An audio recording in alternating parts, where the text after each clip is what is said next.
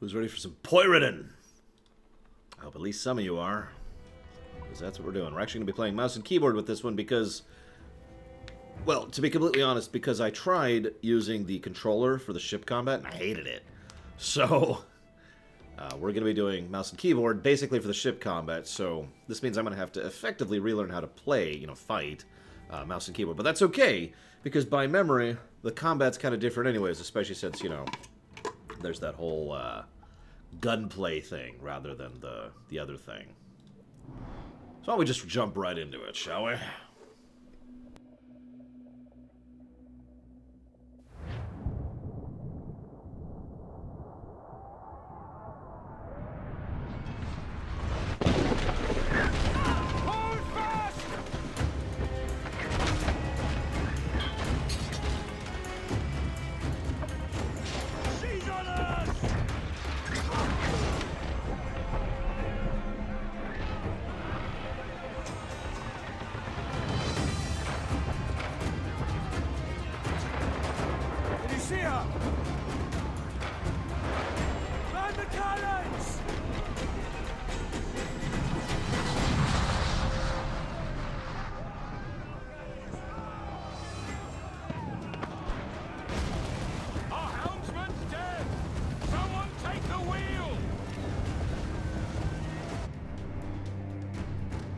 So, no, I did not, Dakota. That's hysterical. So, this is actually really relevant. Normally, I like to sit and talk about the behind-the-scenes stuff. Funnily enough, near as I can tell, I could summarize the Black Flag behind-the-scenes stuff with one simple sentence. They got lucky. This game is effectively an AC3. Again, this is an AC3 expansion, in other words, because this uses the same engine that AC3 used, and it also uses, by the way, is the ducking working? Because I was adjusting it for when Rax was here, so please make sure, because there's music playing right now and she'll be able to know. Anyways, so they took the same engine from AC3, and basically every gameplay mechanic and concept from AC3 is also in this game. It's just now they have had time to work on the specifics of level design mechanics and implementation, rather than designing a brand new engine from scratch. So, this game is, in my opinion, a perfect example of expansion effect. I also point out, though, that the first thing we do... I just hit play, right? You just saw me. I just hit play, and it's like, alright, hit play. First thing, ship combat. We walk up to the wheel, and we take the wheel. This is our first bit of gameplay in this game. And I only point that out because this is them making it very, very clear exactly what you should expect in this game. This is a ship-focused game through and through, as far as the gameplay. This is probably also, at least in part, because the ship-focused gameplay in 3, or I'm saying that wrong, the ship combat, the ship gameplay in 3, was very well received.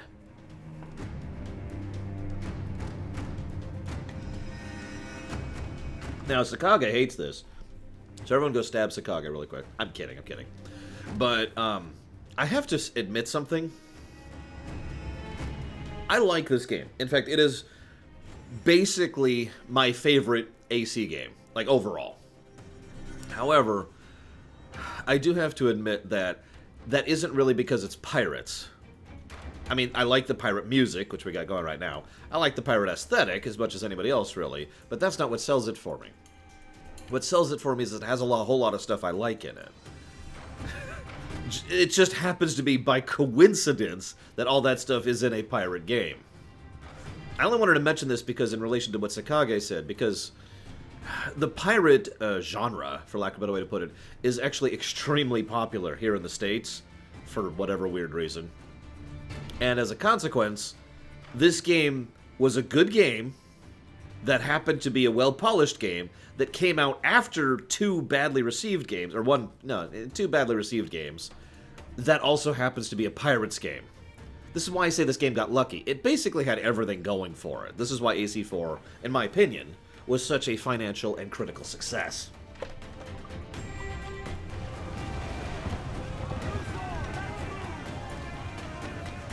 You'll notice we actually have an aiming reticule now, too, for firing, rather than just a broadside that generically comes out from the side of you. We also notice now the enemy ships also have health bars. And it's possibly more precise with several things. Which I'm not going to bore you with all the gameplay changes right now. But what I do want you to be aware of is that, from anyone who goes straight from 3 to this, which I actually did, by coincidence, this just feels so much better to play than AC3's ship combat. It really does feel like a more polished version of the exact same concept, and that makes sense, because that's what it is.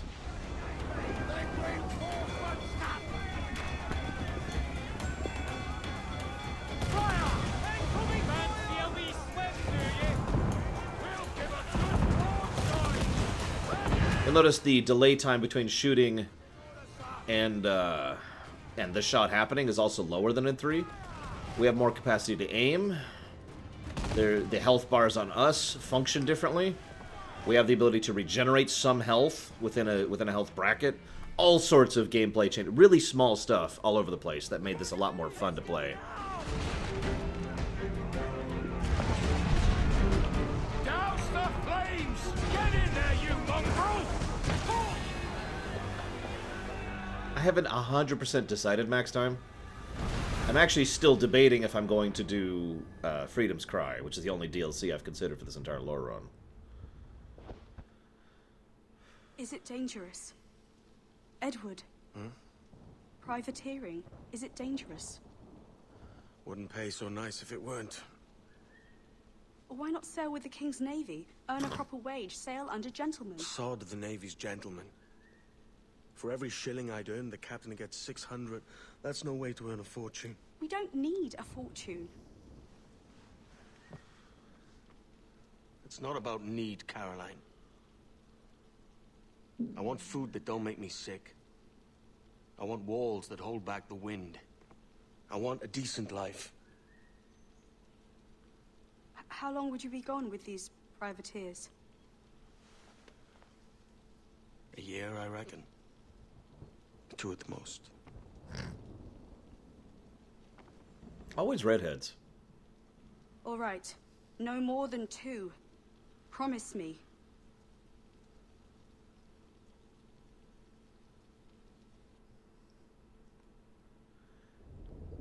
It depends on how long AC4 takes proper max time. Remember, we beat AC3 in 2 days, so... Anyways, yes, you didn't miss much, Black Reaper, sorry. So yeah, subtitles should be on. They are not for some reason. Let's see if we can fix that.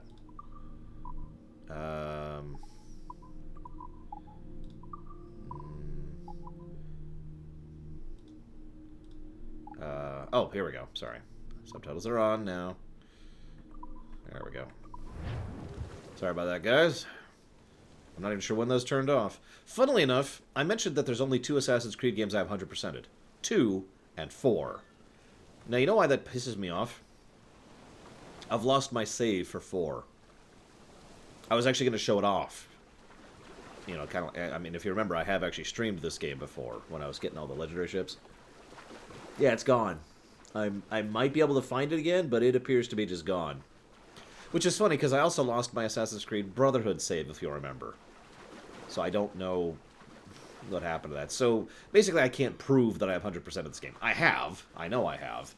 But it's kind of irritating losing that trophy, you know what I mean?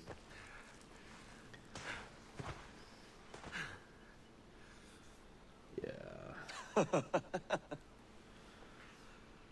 Welcome to hell, boy.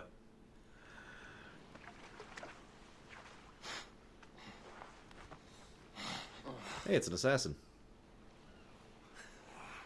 Was it good for you as well? Havana. I must get to Havana. Of course I am, Black Reaper. Well, I'll just build us another ship, will I? Hi, Anselmo. I can pay you. Isn't that the sound you pirates like best? 100 escudos.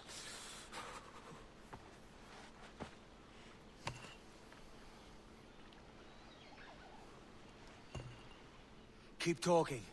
Will you or won't you?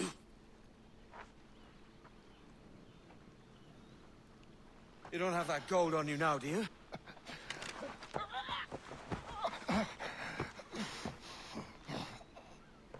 Bloody fucking pirates! Oh yeah, there's a lot of cussing in this game.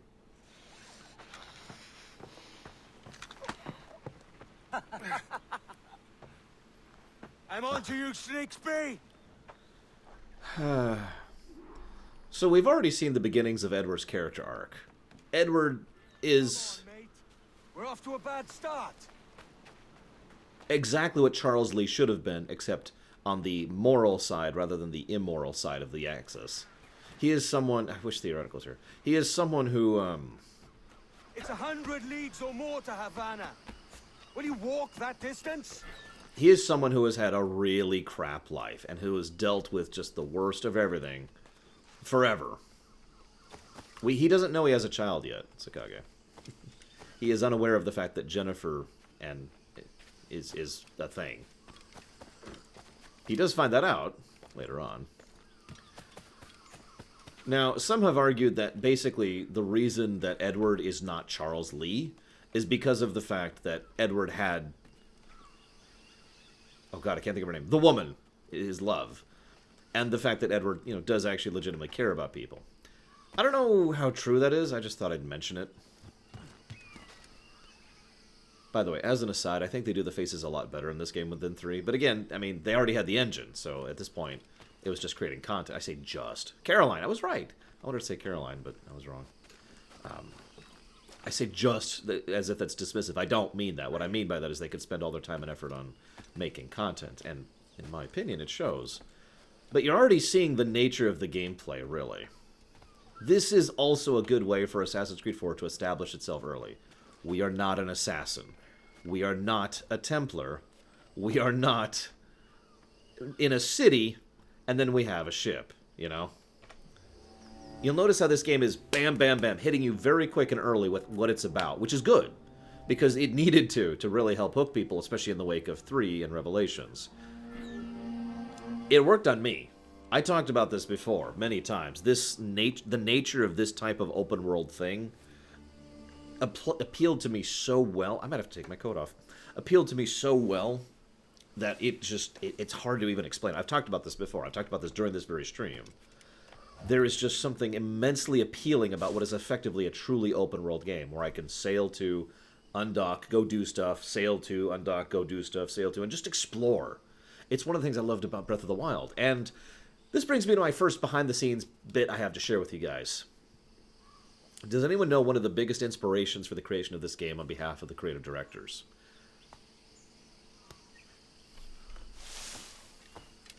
Posh git. Where's he running to?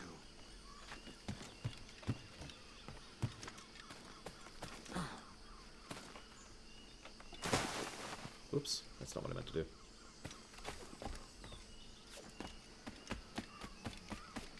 Whoop, too far. I can make this work. There we go. There we go.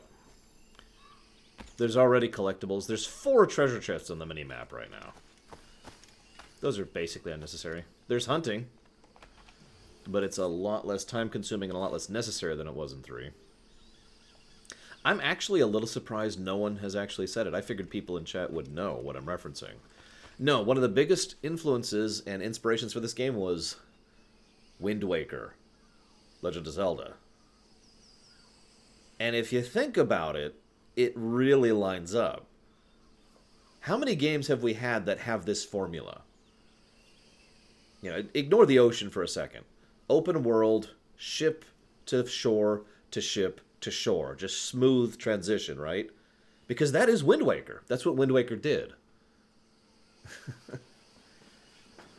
Make it all cartoony. Make each island... Well, each island is one of the islands in Wind Waker. Instead of the little, the king's ship with the... and the wind, you instead have the Jackdaw. But the formula of the overall genre is the same. We have, maybe 6 or so games like this ever. It is an extremely rarely done genre. And with good reason, it's very hard to pull off properly.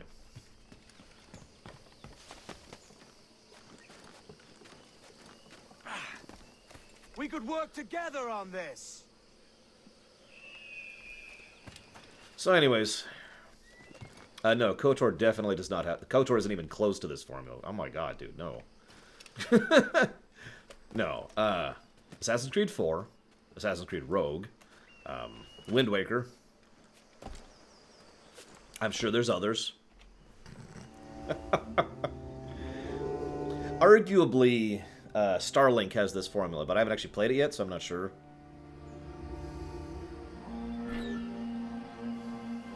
Nope, not Mass Effect.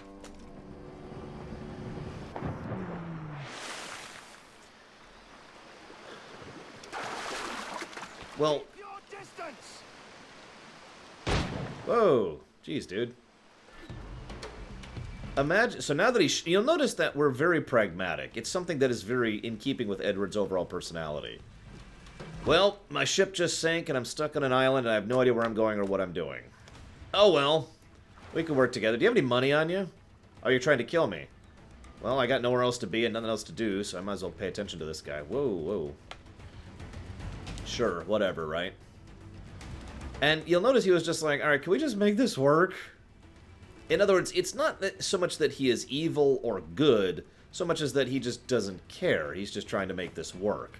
Hence why I call him a bit of a pragmatist. Whoa there, buddy. And it isn't until he shoots at us... I gotta...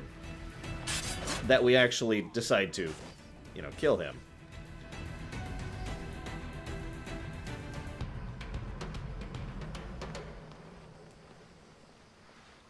It is also probably worth noting that he's okay with doing bad things if he has to. He doesn't care, like I said. By the way, he has a little glass thing. Senor Duncan Walpole, I accept your most generous offer and await your arrival with eagerness. If you truly possess the information we desire, we have the means to reward you handsomely. Though I will not know your face by sight, I believe I can recognize the costume made infamous by your secret order. Therefore, come to Havana in haste, and trust that you shall be welcomed as a brother. Su más humilde servidor, el gobernador Laureano Torres y Ayala. So we just killed Walpole's cousin, if you missed that. Mr. Walpole, let's collect your reward. So yes, the glass vials are... So, okay, I've done a lot of praising of this game. As I've already mentioned, several elements of this game are basically invented for this game. And they act as if they've always been a thing, and they've always been an aspect of the war between the Assassins and the Templars. The two most obvious examples of that are the Sages and the glass vials. The Observatory itself also serves to be a function of that. Yeah, he just... What are these stupid things? Who needs these? That schooner'll do me just fine. Hey, a ship I can steal. Now, I mention this because it kind of sucks. I'm willing to forgive it because they are willing to try and go somewhere with the story and they do. But it is just like, okay, so all of a sudden there's this thing you've never heard of before that we've always been looking for. Straight up retcon. Now, I also agree with what Javan just said, the idea that Edward should have, and indeed arguably could have become just like Lee, if not for the efforts of multiple people to help him out. Basically, all of the major NPCs we encounter throughout this game are the ones who end up helping Edward, I should say, to be a better person. It is extremely likely he would have been a horrible person if not for that. Now, Harriet has asked twice now when this game was, how much of this game was in construction when AC3 came out, and how much of this was impacted by AC3's reaction. The answer to both questions is I don't know. I actually looked into that specific thing, and I found no significant information. I do know that this game had a relatively short development cycle, far shorter than 3's had. This game was made in about a year and a half. Now, you might be like, oh my god, but remember, they didn't have to build an engine. The engine was there. All they had to do was create the content.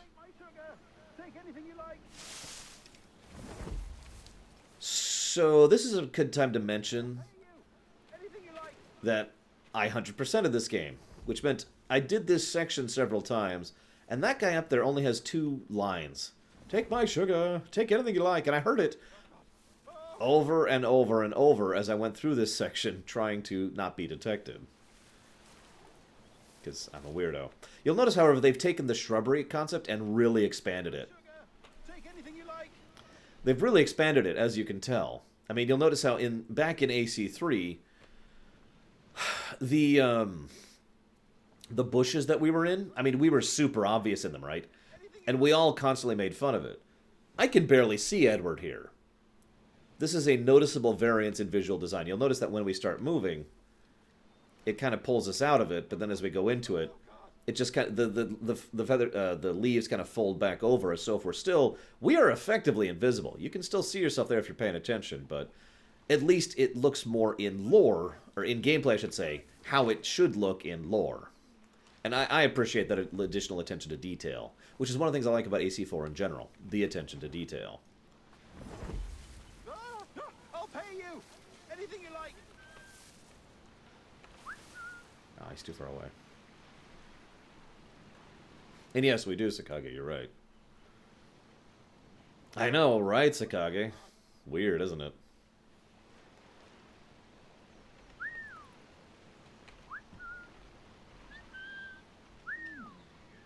Damn, he is still too far away. Take anything you like. Oh, hang on, I think I might have got him finally.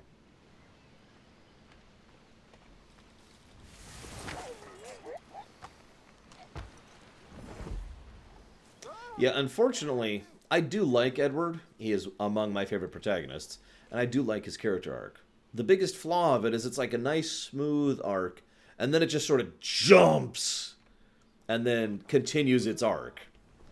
It's like it feels like several chapters are missing from a book, or they just felt like getting on with it, you know? That being said, when he has that wonderful, basically, dream vision... Take my sugar. Take anything you like. I just need to keep going, I'm almost there! That's a good moment, and I like that scene.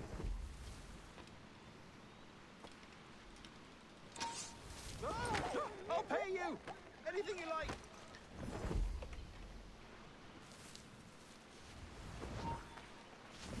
Well, Origins and Odyssey both kind of did away with stealth in general. Oh God. Oh God.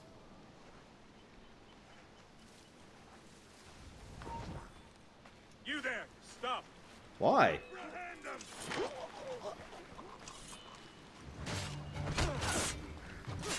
You notice this is basically the beginnings of the dual-wield thing. Shay will later use this to great effect. That's basically his fighting style. I will effectively be shooting more than sword-playing. By God's grace, sir, you saved me. A profusion of thanks. Is that yours? It is my vessel, yes.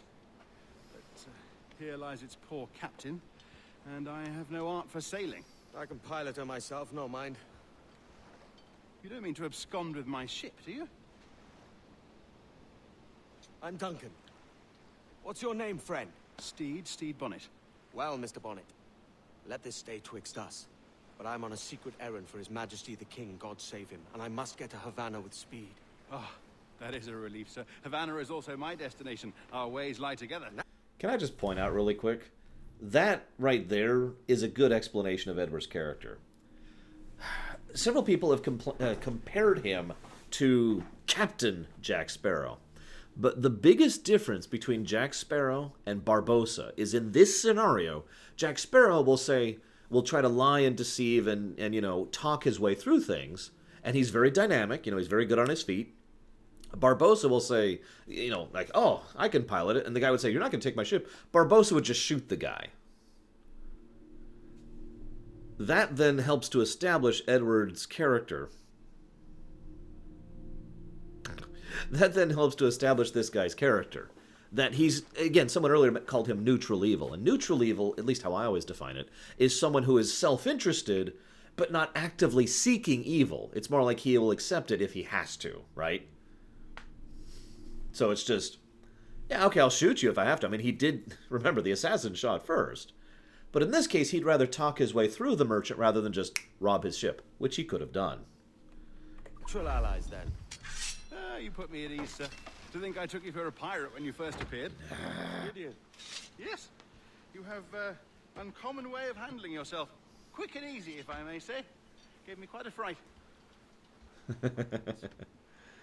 All things considered, I think it's turned out to be a rather fortuitous day, hasn't it? I've also heard people say he's chaotic good, neutral, or neutral good. Lacking a rowboat, I'm afraid we'll have to swim to my ship. Hardly the worst thing to happen. Especially today. Oh yeah, and there's treasure maps in this game.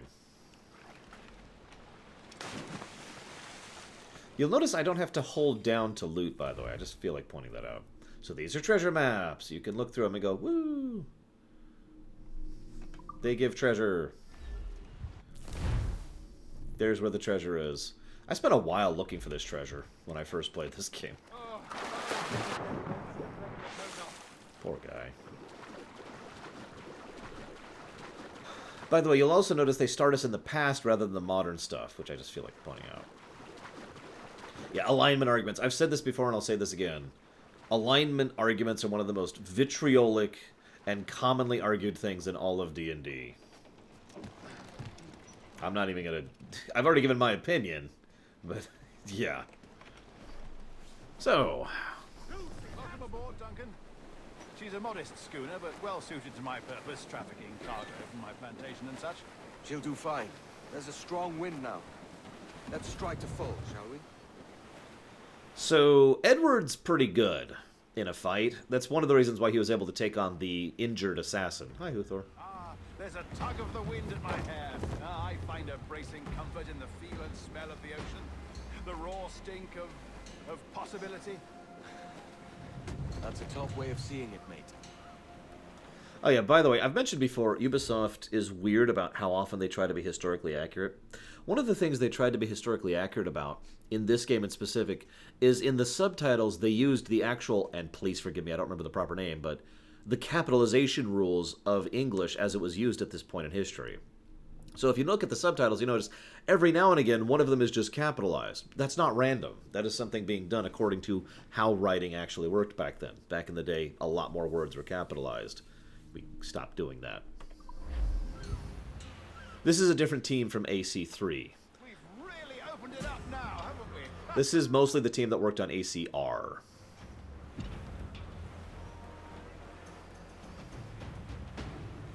Those sailors were quite Well, animated by that's the idea not of quite true. pirates roaming these waters. Is it a real danger, do you suppose? A possibility. But most pirates stalk the windward passage between Cuba and Hispaniola. Oh, I see. Yes, that is a bustling strait. But I shouldn't worry about being waylaid by pirates, truth be told. My ship is small, and I have nothing of immense value. Sugarcane and its yields, molasses, rum, that sort of thing. There's not a pirate living who'd turn his back on a keg of rum. Well, yes. Yes, I suppose that's true. You'll notice immediately how the ship maneuvering is far tighter, but also, I already mentioned this yesterday, I think, the difference in the application of the wind. Wind will change how fast you can move. Basically, it's a bonus or a detriment rather than a mandatory. And I do like that. I know you disagree, Dakota, but I'm sorry. I do like the fact that they made it more video gamey and less of a hassle in this game. Crowd on every inch of sail! But yes, Edward is actually a very experienced and excellent sailor. He's a very smart person. There's a theory I've heard many times that there's many, many geniuses or smart people or adaptive people out there in the world, and thanks to circumstance or just situational things, they are not allowed to actually be a genius. For every for every Einstein we have, the theory is that we have plenty of other people who work as like a clerk at Walmart or whatever. The idea here being that Edward is someone who is like those people, someone who is very smart and very adaptive and very keen, but he worked as a random sailor, as a privateer, in order to get money for his wife and the life that he wanted, rather than being able to allow to expand that. Of course, Edward ends up being one of the lucky ones and actually ends up being able to do that. Yeah, the Genius Garden there. Thank you, Ed Jominen. I couldn't think of it. Now, hang on. Cord said something I want to see here.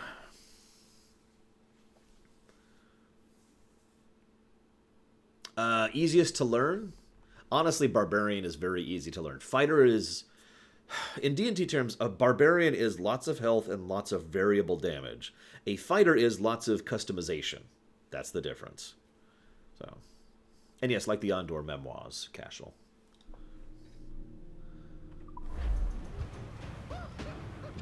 That's funny, Shadow Machine.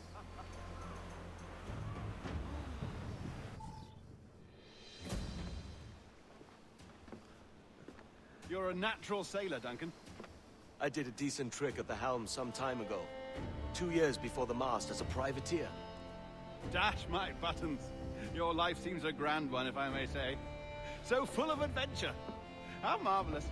I've seen my share of strangeness,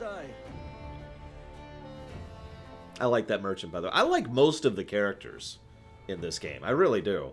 I think that's part of what elevates 4 for me, is the characters. I'm going to just move this coat off here. Fantastic work. Very promising. So then this happens. This is a bit of a controversial choice. People still argue about this to this day. Easy now. There you go. Welcome back. Not her. Well, your numbers look good. Now let's make sure we can break your brain, all right? I need you to move your head and look at these lights just here. Look up. That's it. Down. So far, so good. Let's get you up.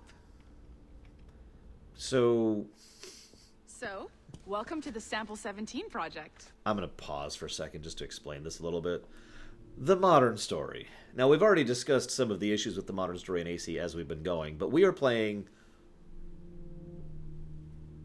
I believe the official term is the analyst, but we are playing a nameless, genderless, characterless, voiceless protagonist in the modern story. We are an Abstergo employee. So, this is a first. You know, this was actually a bit of a controversial choice when this came out, because we've been playing as Desmond for the last 4 games, or 5... 1, 2, B, R, 5. Yeah, for the last 5 games we've been playing Desmond. And all of a sudden we're playing... It also, you'll notice, switches to first person, so we don't know anything about ourselves. We don't know our gender. We don't know what we're wearing. We know nothing. It is a complete blank slate. And the modern stuff in this game is mostly establishatory. In other words, and I'll be trying to show off as much as this I can on camera, excuse me, will be, you know, there's little bits of lore and tidbits that all line up with and make sense with what we know of the modern lore to date. This is the rough general idea is that Abstergo is basically like, okay, so we're going ahead and analyzing the data based on Desmond's DNA that we have scraped, and I don't think I've ever made that term more literally, scraped off of Desmond's corpse. And the new Animus now has the ability to plug someone into someone else's genetic memories. That's where they're going with the Animus from this point onward. And they're using us to go in... We're not the only person doing this, but they're using several people to go in through several genetic memories in order to basically build video games. We work as a game developer. And we're running around making this stuff and interacting with this stuff in order to try and basically see what actually happened in order to then filter it, and we'll talk about that as we go. However, because Abstergo is Abstergo, we are also here to gather data on precursor tech.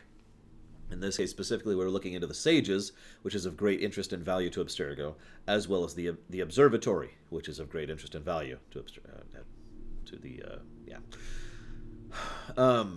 we'll talk more about the modern stuff later, but all you need to know right now is the basics I've just told you. Ugh.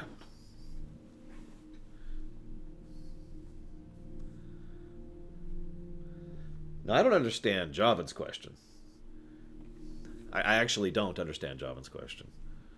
Because we can go back through Desmond to Connor, to Hatham, to Edward, right? And we have access to Desmond's data, and we can now use Desmond's data as someone else. So we can go back to Connor, Hatham, and Edward. You'll notice that we stopped playing Edward before Hatham is born. So, I don't see a contradiction here.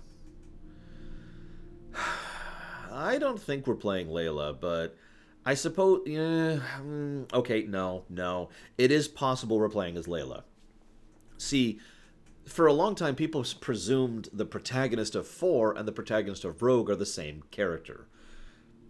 There is some evidence that that's not true. And it's possible that the protagonist of 4 is Layla, And the protagonist of Rogue is other person. We'll talk about that when we get there. We could also just be random guy number 76. Before you get started, you're gonna need this. There you go. Testing, testing, 1, 2, 3. Hello, bonjour. C'est bon? It works? No, Javin. Right. Let's take a walk. Hatham will... Says you've done some memory research. Hatham will not be born until... Okay, so right now, here we are timeline-wise. Edward's here. Jennifer is actually pregnant/born at this point. Okay? Hatham is not. Spoiler, at the end of the game, Edward will end up going back to London, reunite with his lover, his wife. They will then have a second child, Hatham. But that happens literally after the end of AC4. But not to this extent, which is surprising. You're very good. The data streams are very stable. Now, we do know one thing. We're tall. Hope you find an ancestor who lived in feudal Japan. Impressive, Look, there's right? like straight out, like This we're building at our is height there. barely 6 months old, but Abstergo Entertainment has been a studio for a few years, since 2010. His maternal grandmother's mother is Asian. Sounds confusing. Maybe you saw Liberation? That was our first title powered by Animus Tech. That was just the tip of the iceberg. Soon, we'll be unveiling commercial Animus servers for the whole world to enjoy. They'll offer passive experiences, of course. Edited versions of real history. But only the exciting parts. And we think we found the perfect subject for our first full-length virtual feature. Caribbean pirates. This is funny because this... Yeah, I don't know much about the Unity and Syndicate protagonists. This is funny because this makes sense from two perspectives. Number one, are you sure his deviants? Because I'm pretty sure Hatham's mother is Caroline. I could be wrong. Number one, this makes sense from a video game perspective. If you're going to make a game about anything historical whatsoever, it's going to be romanticized. Right? Most people don't want to play a video game that is exactly as realistic as this time was, and exactly as awful as this time was, right? I mean, think about it. Second point, that makes perfect sense from Abstergo's perspective. One of the things they've been very big on is basically trying to push a narrative. As we'll find out later, there are actually already stories based on Altair, Ezio, Xiaoyun, I can't think of the girl's name, the girl from Liberation, and Connor. And all of them have been done to try and slant history in a way that, you know, lines up with what Abstergo wants to rewrite history as. So this makes sense from the perspective of Aveline, thank you. This makes perspective from the perspective of a game developer company, and from the perspective of a global conspiracy that's trying to control the world. I just like how that lines up. So that's your gig. It'll just take a minute, okay? Okay, I'm gonna go talk to this totally random guy who has nothing to do with anything. Hi, random guy. Talk to me. Come on, Sean. Sean! Oh yeah, by the way, he finally got an espresso shop. Merci. This is for you.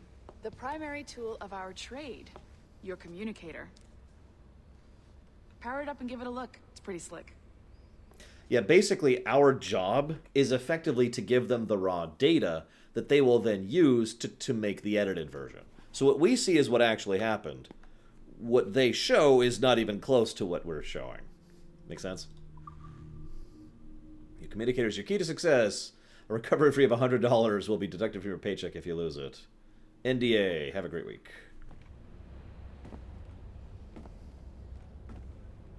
You might have noticed that security seems a little light around here. That's because your communicator is your key to getting around.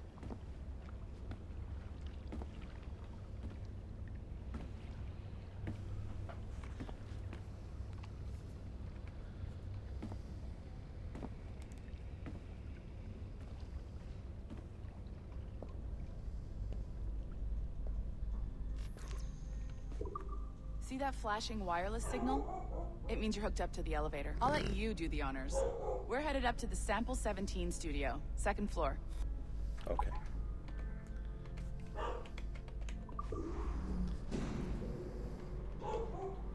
The dog really doesn't like her for some reason. I'm not sure why. Let's go. Oogie. Whoop. This way? Okay, this way. Ah, there's the boss, Olivier Garneau, our CCO. I'll introduce you. Bonjour. Salut, Mélanie. Ça va bien? Well, thanks. Have you met our new hire? Just started today. I haven't. Bonjour. What project? Sample 17, the Kenway line. Haytham, Connor... Edward, the pirate. Ah, yar, matey. I hate this guy. Very exciting. It's okay, he Welcome dies. aboard. Mélanie, can we talk in your office for a minute? Just let me get this one settled and I'll see you in 5 minutes. C'est bon. Nice to meet you. So, this is the Sample 17 floor. We're diving into the memories of one very generous donor, Desmond Miles. We're pulling all the best stuff from his DNA. And hopefully one day, we can forge some fantastic experiences from what we find in there.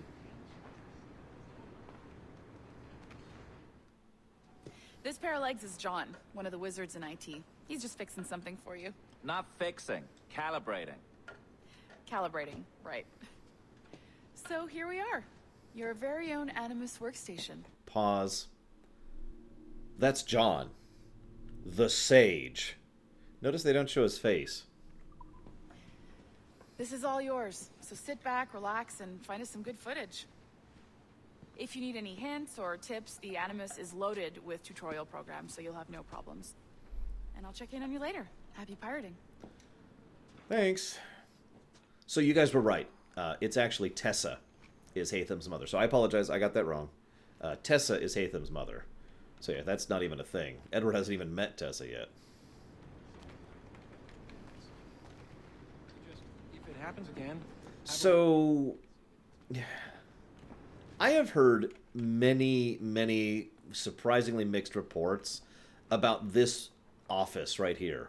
Some people say this office is basically based off of several of the actual Ubisoft...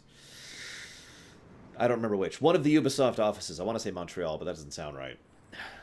You know, open area, you know, green. This is usually referred to as an open office design. In other words, everyone doesn't have their own actual cubicle. They have these half-wall things. And everyone doesn't have their own office, so it's a nice open thing. I hate open office personally. This is just not my thing. The concept, not the program. We also can see they've got bean bags in these little circle areas. You know, it just has this new age feel, right? Recycling, different type of recycling, copy paper, books. You know, you have just random desks or shelves with random unnecessary sections blocked away with random unnecessary colors in them. Just random notepad thing here. All sorts of stuff. Again, how much of this is true or not and is a valid complaint or not is up to you guys. Oh yeah, I also hate this kind of bookshelf. But, shrug, as they say.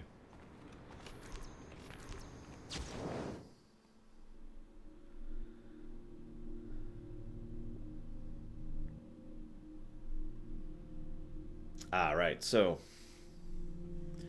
I suppose I should start talking about the instruments of the First Will, or the servants of the First Will, or the cultist idiots who are cultist idiots. See, I don't actually do that, Black Reaper. I, in fact, refuse to do that. That's not how I do my review system. Have you ever seen any of my reviews, Black Reaper? Anyway, so the cultist cults who are culting leave notes around the office. For example, take saturated fats and high fructose corn syrups, which poison us, and soy, which has been known to make men into women. Take computers, which count so fast we cannot keep up, nor should we, for we are an imperfect race of disgusting shells of tissue and bone, incomplete in and of ourselves. We must have masters to survive. We must admit our masters.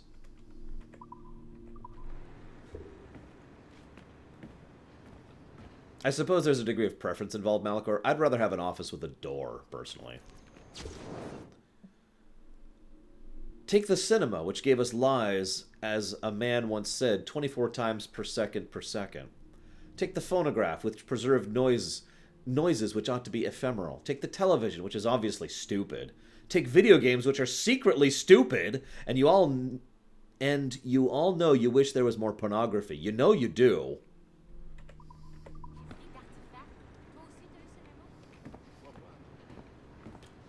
The cultists is another thing that's basically a retcon. You know, they added an inch. Clunk.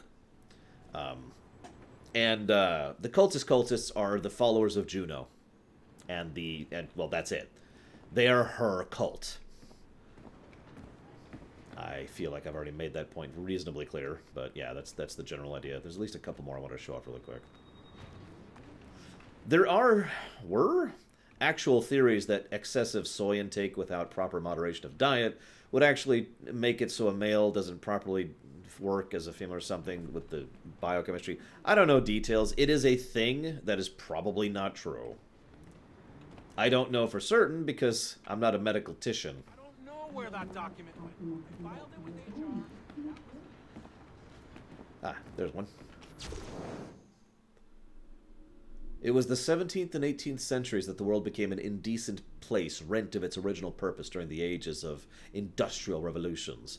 Here it was, the machines of industry we unleashed in such grand quantities, quite without understanding them unwound motives and purpose of their own Oh, Jesus Christ, this sentence structure. Here it was, the machines of industry we unleashed in such grand quantities, quite without understanding them unwound motives and purposes of their own as inert as they were. God, that sentence structure. You found my channel yesterday. Well, that actually helps. That means that the one-day follower thing is working. Because that's what or maybe it's like the 10-minute follower thing. I have it set to basically get rid of spam bots. Rather than, you know, everybody's vending machines.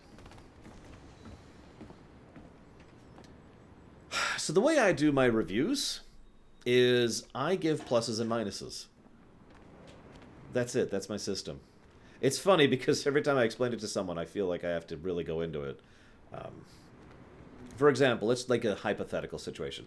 Let's say something really cool happens gameplay-wise, or there's a really excellent aspect of the features, or of like the UI, or maybe a control section's good, or maybe there's one level that's just really, really good, plus to gameplay.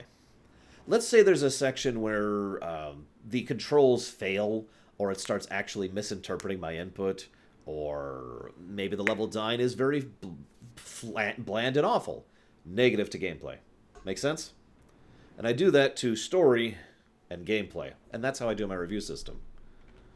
Oh, you're absolutely welcome to, G-Juice. There's a reason I use this system, and I love this system. Like, I don't want to toot my own horn or anything, but I am very fond of my own review system, and there's a reason I use it. I actually tried, some of you may remember this, I actually tried to force myself to do a -10 to +10 system for a while there to make it more accessible to people. It just didn't work out for me. Like, it was like, ah. So I finally just switched back to pluses and minuses. As our tools are genetic expressions of our mental cultural activity, and as we are expressions of their mental cultural activity, it must necessarily follow that this world, as it is now, and as it ever will be, is an expression of the first will, an expression of their labors, and thus belongs not to us, but to them. The wires, the cables, the data networks that now crisscross the globe are hers. They must become her body and her mind.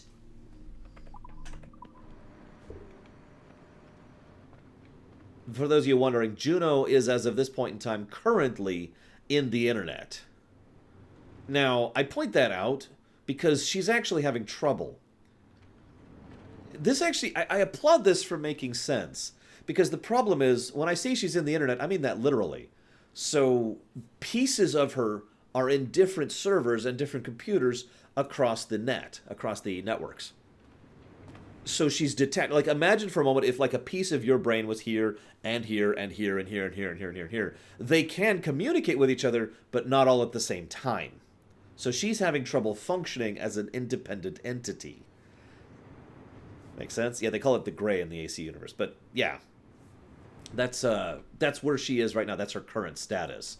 And her overall goal right now is to try and get a single server farm that is sufficiently vast to house her, and then get her into a body. That's her overall goal, and that's going to be the main thrust of the modern plot. Yeah, a decentralized network. That's a great way to put that, Rex. Thank you. This way. So I think that's all the stuff to show off right now. There are modern sections, but they're puzzles. Oh, hang on. Nope, I'm wrong. There's one more. Whoop. Being that life is both sacred and profane, priceless and worthless, fleeting and eternal, we submit.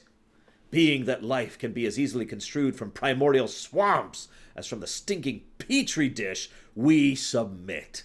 Being that those who came before imbued us with life and may remove it as readily should we defy or deny their original plan, we submit. Yeah, it's different than the Ultron situation, and frankly, more sense-making than the Ultron situation. The Ultron situation was basically a bunch of low-level VIs that would occasionally be directly accessed by a higher-level AI. This is more like if you could literally open up a notepad and chop out chunks of the code and put it into a separate notepad. And then, so to use a software example, imagine if instead of one code in one Java file, you had like 15 Java files, each of which have several lines of the code in them. That's Juno right now. We can debate whether it's the original Juno or not. That is debatable, and we don't have enough information to really judge that. Either way, this is the Juno that was dumped into this by... Well, okay. This is either Juno 1, Juno 2, or Juno 3, depending on how you define it. Let me just stop there, because who knows, right? So, back to the main game. Welcome to Animus Omega, Abstergo Entertainment's proprietary ancestral memory research tool. If you have any questions, comments, or concerns about how to operate your Animus console, please contact your project supervisor, Melanie LeMay. You have been registered as part of the Sample 17 project. Your primary research target is Edward James Kenway, born March 10, 1693, Swansea, Wales. Calibrations complete. All signs normal. All systems optimal. Extra neurotransmitters activated.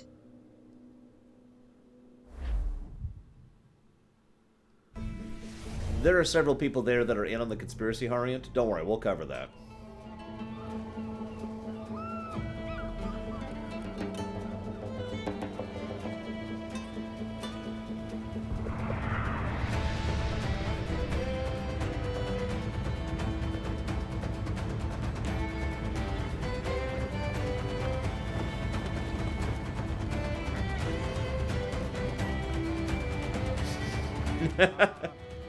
Lively Havana. I've been here once before. It was a truly awful pleasure. I'm sorry, Shadow Machine. See someone you know? No. Just putting on a friendly face. I shouldn't want to be mistaken for a pirate again. Right. Flash rogue like yourself must be cautious. Yeah.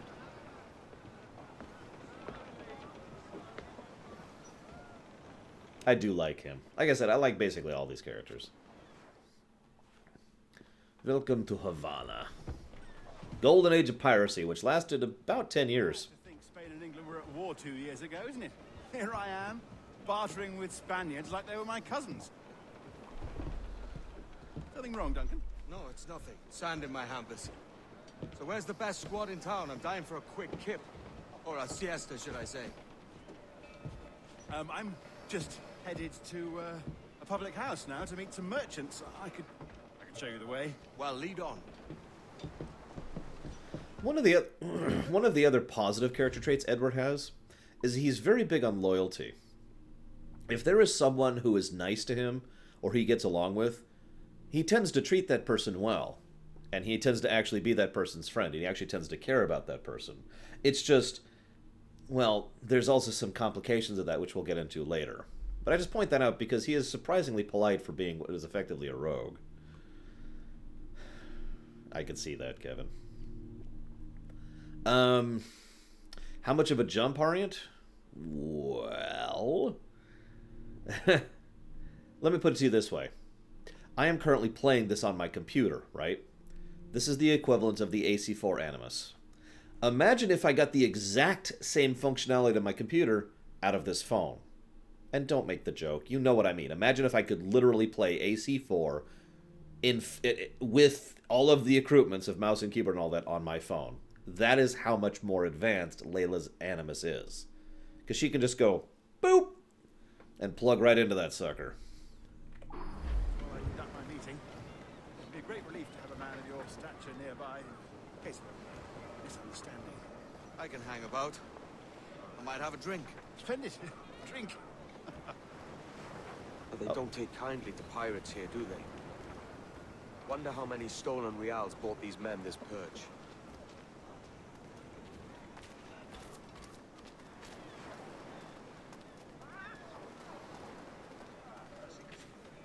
He is also a greedy bastard, yeah. Hola, ladies. You don't know these women, do you? No. They charge money for that kind of privilege. A few dozen reals for every hour of knowing. Keen to meet them. No. Goodness, no. I'm a married man. A married man of their forte, mate.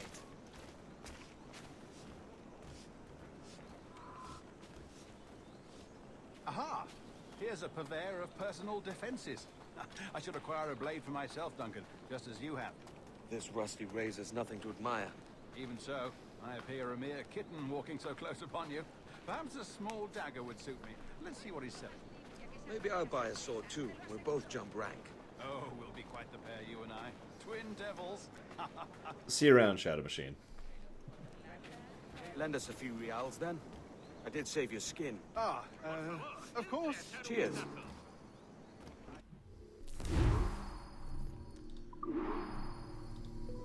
So, this is probably the beginning of this really mattering. The swords have stats. Now, I know what you're going to say. Well, the weapons have had stats since, like, AC2. Yeah, but they tend to matter more because we don't have the blades in the same way in this game, and they don't serve the same function. So, the variance in stats really actually starts to affect the combat here, in my opinion, versus the previous games. Now, that being said, this still is only a minor variance. You'll notice there's only really 3 stats. Speed, combo, damage. Pretty obvious. Speed, if you want to play quickly, if you want to just... combo, if you want to be able to do long streaks of hits without being interrupted, or the enemy being able to recover, and damage is fairly obvious. And yes, you actually do use swords in this game. This, like I said, I used the axe in 3, but I started using swords here.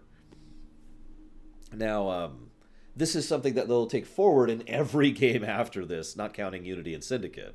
Basically, every game after this has increased the amount of stats on weapons, to the point where I think they went a bit too far with Odyssey, and arguably with Origins, but I'm still okay with it. Anyways.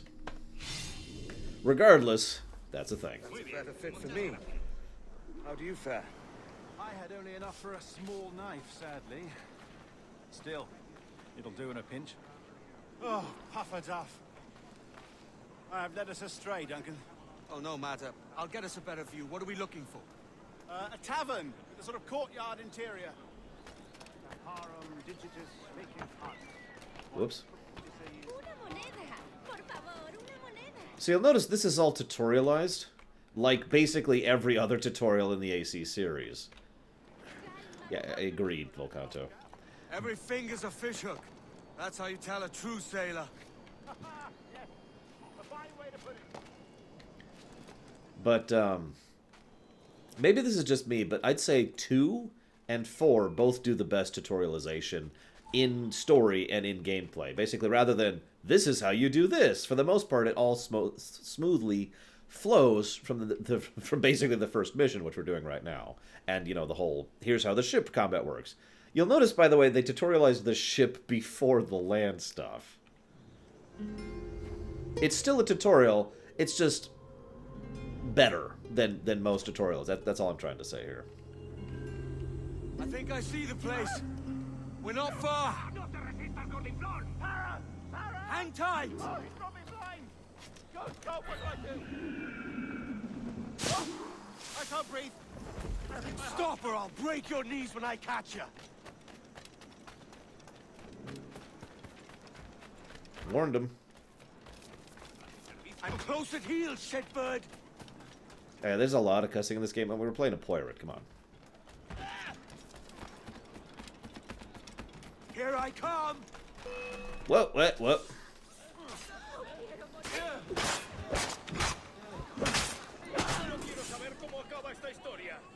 You robbed the wrong man, mate. A fellow with dangerous friends. Now, this is a very minor point to bring up. Actually, I don't want to fight these guys. But did you notice how the looting was slightly quicker? It is literally microseconds faster than it has been in previous AC games. And that may sound like a minor thing, but given how much looting you can and do in these games, microseconds can add up. Basically, looting takes less time, which makes me more inclined to do it.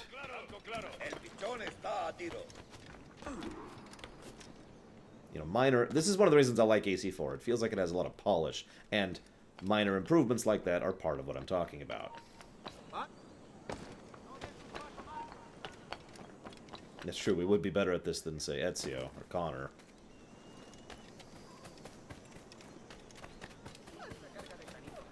Yeah, looting bullets is very critical in this game. Duncan! By Jove, you're alive! Of course I am. That filch was no fuss. Oh, yes. Ah! We've arrived.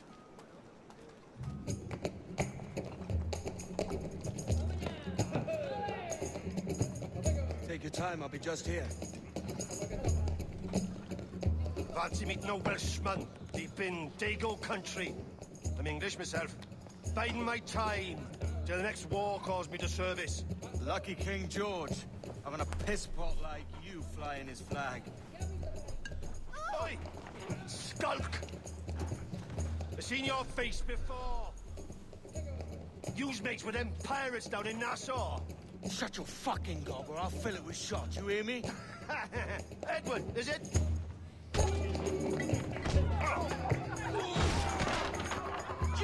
Hey, I warned him.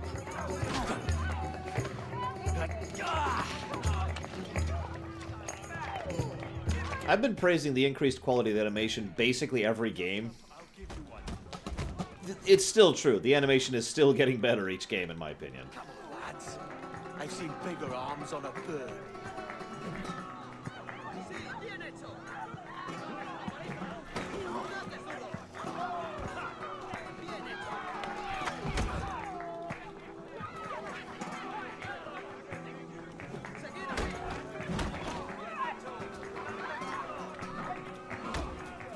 Now, I will admit, the one thing this game does wrong with regards to its tutorials is it's basically mandatory tutorial. There's no way to skip any of this. In short, in my own rating system, this would probably be neither a plus nor a negative.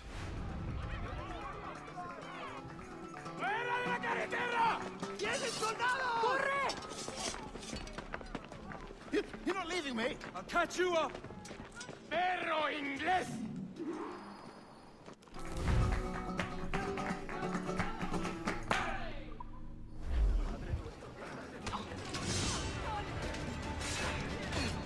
Come on. Come on. There we go.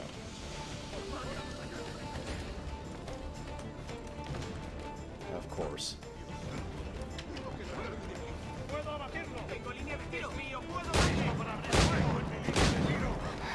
Okay, fine.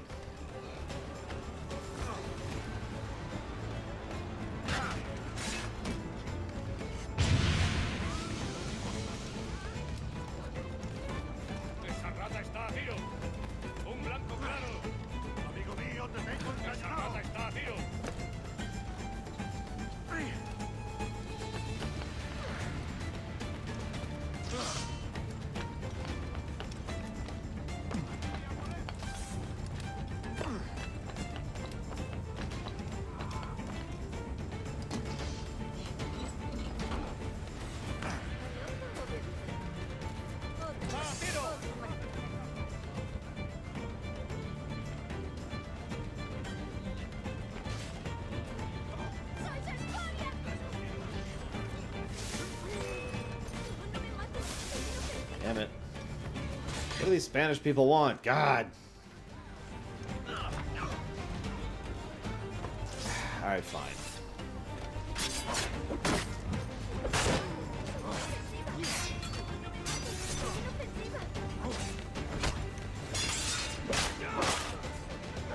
Sorry, guys, we're gonna have to kill a bunch of people. You know how it is. Them's the rules. They broke the day's rule.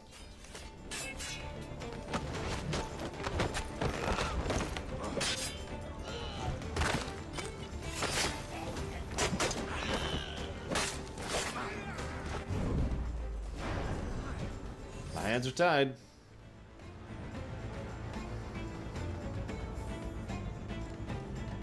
$16 reals? Really? That's it?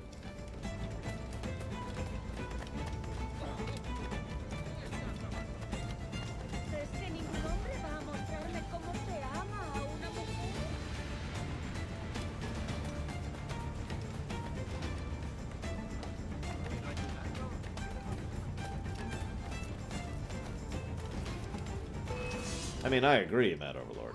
Pardon me.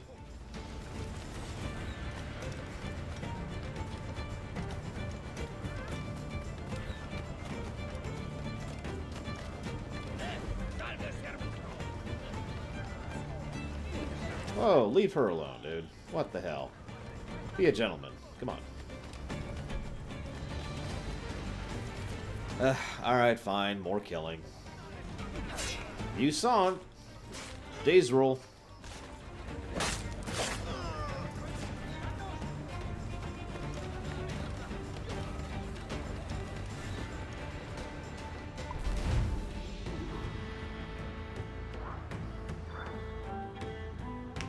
I had to redo that mission several times to be able to tackle the pickpocket. You can also give feedback on each thing. Now this is funny because this is again them being a little bit too meta because we can actually give feedback per mission. Apparently, gotta say it that way, this feedback was then used to design the missions of Assassin's Creed Origins. Of course, in lore, we're giving feedback, you know, as far as this particular memory. Like, this memory's good, you should definitely use this for the game. Anyways. Welcome to Havana. I like that, by the way. That's a good move. So, for completionists out there, or for people who want to get all this stuff, when you enter an area, or when you see an area on the map, I forget how to pull it up here. Is it this one? No. There's a way to pull it up in the map. It'll show this is what's in the area, this is what you have in the area. So you can see what you're missing. Very good inclusion into the game, in my opinion. Is it middle mouse? It is. You're right. It's middle mouse. Thank you, Hediori. So yeah, I can see that there's 7 viewpoints I'm missing, 6 contracts, 20 chests, 7 songs, 15 fragments, and 7 secrets. Now that's in Havana, which is one of the largest cities in the game, so they're not all that big. I mean, you can see this is the playable area here. This is also one of the only zones. A few of the cities are zones. For the most part, the rest of the game is just this. I'm going to talk about this more later when we really get to it, but this is what I love about AC4 right here. This is the Caribbean right here. You can see Florida up there. There's Cuba. This is a huge area. There's a lot of stuff to do, and I love just going through it. This is just awesome. Oh, eat it up. Anyways. Sorry about the swift exit. Bit of a misunderstanding. One heaped upon another. Aww. Oh, Jesus. I'm sorry, mate. This is my doing. I'm only trying to keep these Spanish eyes off me. Oh, it's no bother. Regrettably, the soldiers confiscated my sugar when your dispatches. Damn! And where've they gone? Haven't the foggiest idea, I'm afraid. I suspect those chaps might, but my Spanish is wee mal dad, so I'd... Alright, come on, let's follow them and recover my maps. And my sugar? What, in my drawers? We'll see what happens. So again, not exactly, like, purely selfish, but more focused on himself than others. Still willing to help out the other guy, just after he helps himself. Like I said, you're already establishing the character here. This is also a bit of a shift because this is arguably the least good protagonist we've played as so far. Because who have we played as so far? Desmond, Altair, Ezio, Connor, and Hatham. Each one of those characters, with one notable exception, has been someone who has definitely been on the good side of the axis, right? I mean, Ezio is the good old boy, right?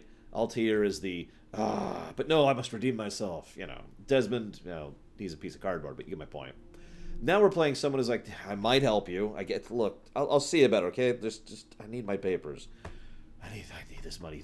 I just need a little more money. Oh yeah. By the way, if you've never played Sid Meier's Pirates, do yourself a favor and go play Sid Meier's Pirates. It's a very good game. It's a damn shame that they discontinued that particular franchise because there was potential there. I would love a proper remake of Sid Meier's Pirates. We're arguably playing it right now. Yeah, that's nice. So, they added some... I believe this was a new thing for Eagle Vision. And that's that. I know what you're thinking. What does that do? Well, I'm going to let them go behind stuff. I believe I'm getting the hang of this. Quiet. You'll notice how I can... Hang back. Jesus, dude. You notice how we can see them pretty much regardless? Ooh, perhaps we should split up to confuse them. It's the best idea you've had today. That was an awesome addition. The ability to vision someone, mark them, and then it just gives you basically supernatural sight on them regardless of line of sight. You'll notice how they are behind a building and I can still see them there. Excellent. Excellent gameplay addition in my opinion. Especially since it's optional.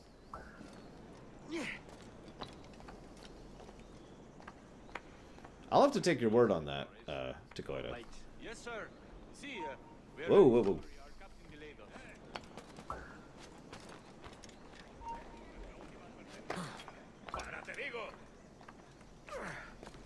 This would be Captain Mendoza?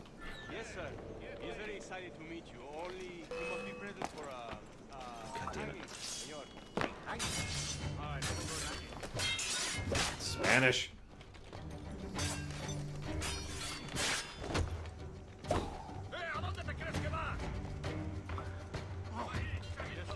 Effectively, yeah, Volcanto.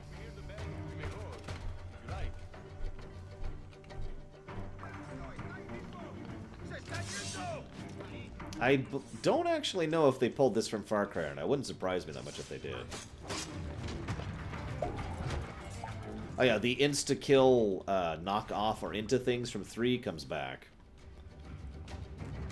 Edward is nowhere near as much of a brawler as Ezio, or a mass combat destroyer, butcher, as Connor is.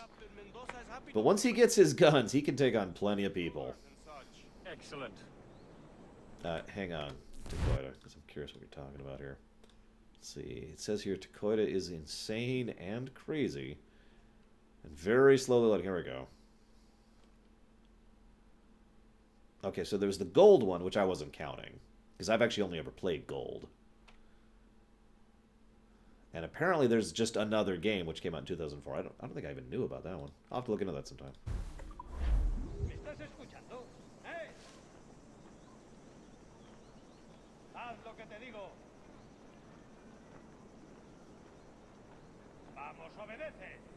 You'll also notice, by the way, so, quick thing.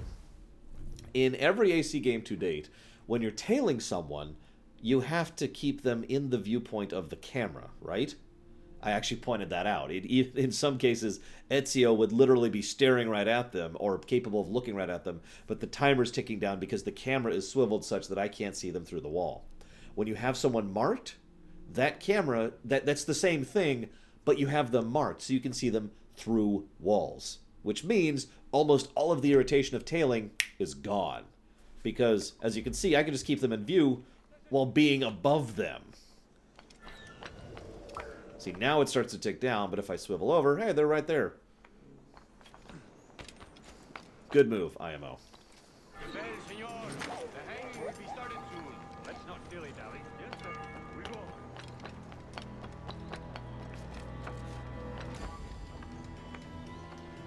I would also say that the audio direction and audio design of this game is better than 3's. Again, I think that's just a virtue of having more time to work on it than anything else with a pre-existing engine. Did it G-Juice, that's funny. Makes sense.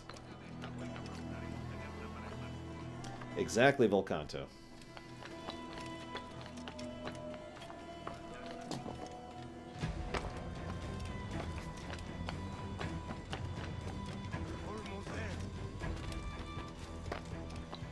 Now, they did one other thing I'm pretty sure different. Let me test if this is true. Oh, okay. Maybe not on this one. I'm not actually sure about this one, so give me a second. Okay, so I've got him clearly in sight of Edward. And it's not ticking down, so that's right. So I was right. So they did another thing. Whoa. Oh, crap. Oh, crap. Oh, crap. Oh, crap. Oh, Jesus! I was stuck on the frickin'... I was trying to show off that they added the ability for it to be in sight of him and not just in sight of the camera.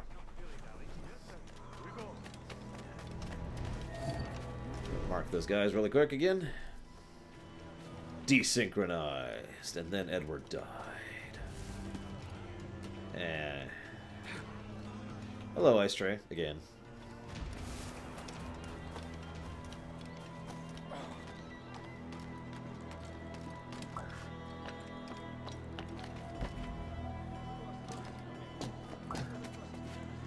I agree. That should have been done much earlier. Now you'll notice this... I didn't mean to point this out. You'll notice we have lost our tag of both of them. So now we have to re-tag or just live with it. Now we gotta live with it, because basically they got far enough away... Oh crap, oh crap. Ugh. They got far enough away that I lost the tag. That's 2 times that I've failed this mission because I've accidentally tried... Basically stuck climbing. Like, I basically, what's happening there, in case you're wondering, and this has been true since AC1, is every now and again while climbing, you will effectively run into dead ends.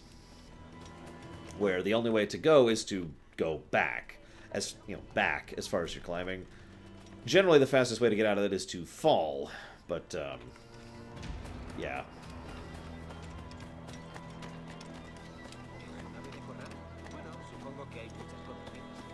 Tell you what, Ice Tray, as soon as I see the first irritating person, I will stab them, just for you.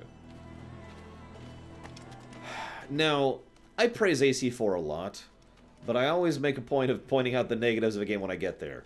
And I don't like multiple of the tailing missions in this game. They have the tailing missions and the listening in missions in AC4.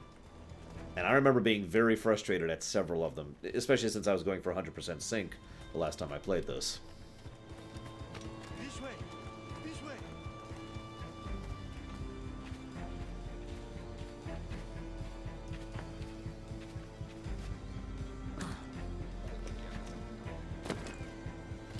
It's fine, Volcanto, it's fine. Don't worry about it. Yeah, I love how overt we're being here. I'm not following those 2 people. What are you talking about? Yeah, some of them are very long. At least they do have checkpoints, but honestly, some of the checkpoint positioning isn't great. So now we're eavesdropping, speaking of what I was just talking about.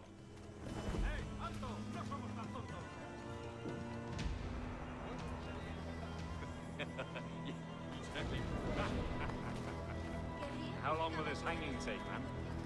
I don't mean to hang about all day for the captain. Quick as anything, sir. Captain Mendoza needs only to hang the man, then he will deliver your payment. She's trying to sell her services, Ice. What goods? Things I can sell. Tobacco, rum, sugar. See. We have much fine sugar. Crates we took off a fat Englishman last night. Englishman? See, sugar from Barbados. Very fine. We hold it in the castillo after the man started the fight last night. He ran, left his sugar behind. Very fine. That's a start. Shall I accompany him to the Castillo? No, sir. Captain Mendoza will have it sent to you, I believe. You will see. Good lord. Is that big brute your Captain Mendoza? No, sir. He is El Tiburon. El Tiburon, Governor Torres' man. One moment.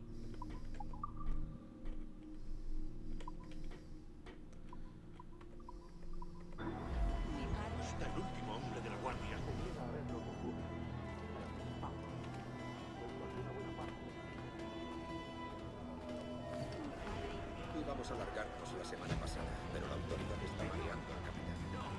¿De verdad? Cuenta más. I know, right, Cashel? What are you doing here? Nothing. Just chatting. What? Doy besos por una de cobre, pero por plata hago mucho más.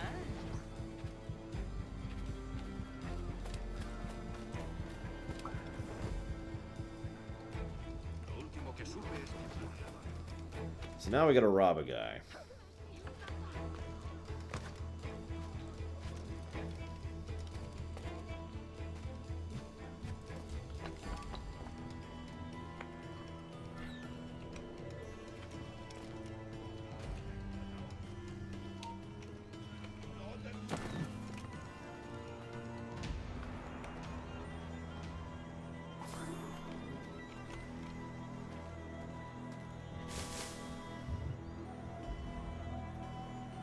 Master Assassin.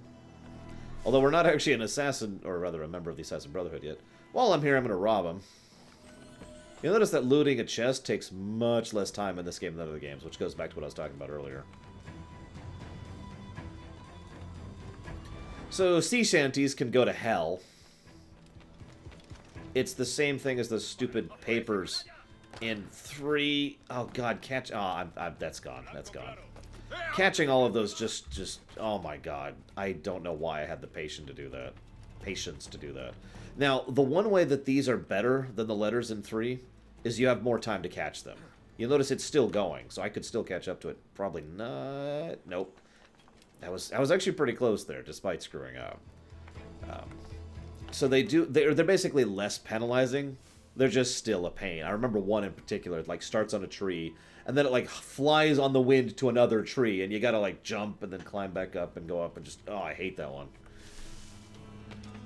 Anyways.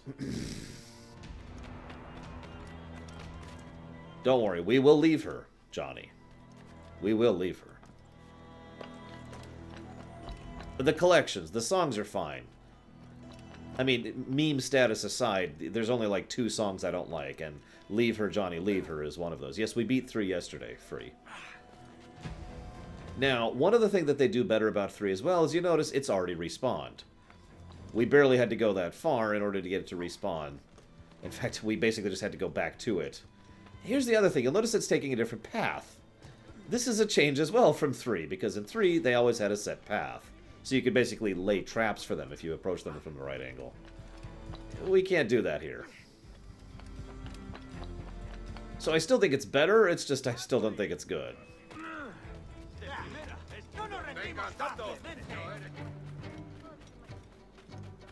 Nothing to see here. This guy's just like, whatever. There's no difficulty in this game. As in, no difficulty option, I should say. I don't remember when that was brought into the series, honestly. Yeah, in general, I like the sea shanties. Truthfully.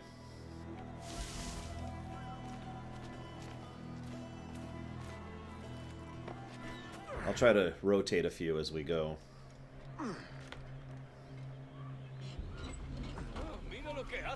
Hey, what's up?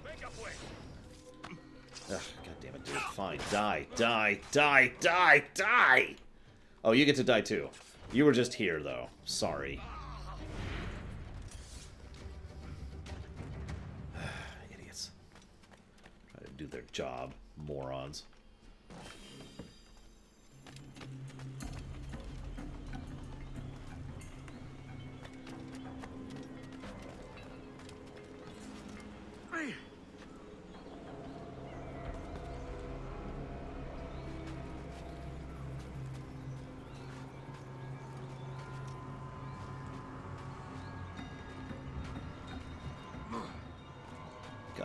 I'm gonna have to work so hard not to do optional stuff in this game.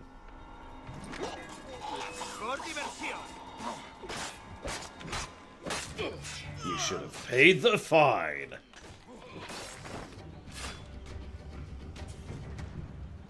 Spider-Man pigeons are better in almost every way. But that's also partially because just swinging around and the immense amount of mobility and fluidity of the movement in Spider-Man is so awesome. No? Oh, it's that one. Grabbing this one here. Yeah, I 100%ed this game, but I probably never will again. Certain aspects of this game were just kind of... Some of the 100% sinks were just a nightmare. Getting all the shanties, you know, that sort of thing. I did enjoy the legendary fights, though, legitimately. To the point where I would be willing to do them again someday, just because they're fun. You know, I am really poor right now. So get a little bit of money going.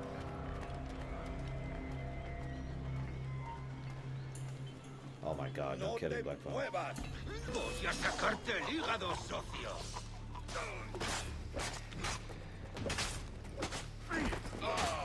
And those chain kills are still in, by the way.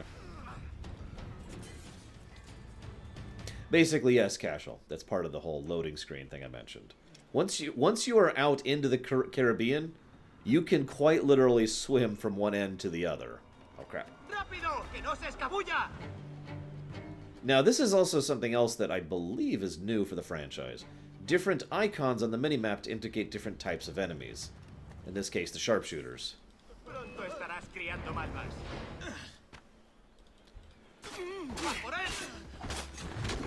You'll notice there's another one you can see on the minimap in the, like, that I'm facing here. Well, now I'm facing it. We're actually going to deal with him really quick because he could be a problem in a minute.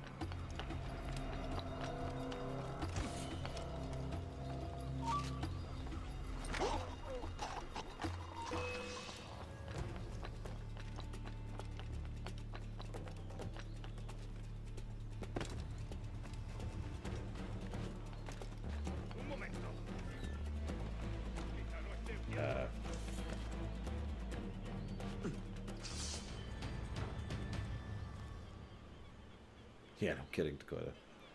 I mean, every AC game still has the same awkward control problems. It's just a matter of how much it's bothersome. Playing this after, say, 2 is like night and day, but it still has issues.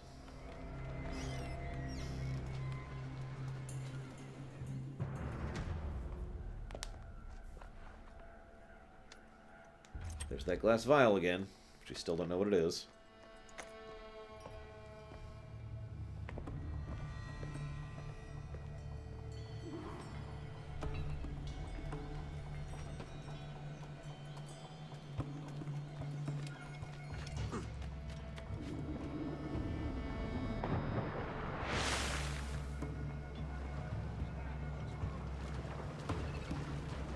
I don't think Edward would do well in Narnia. I don't know.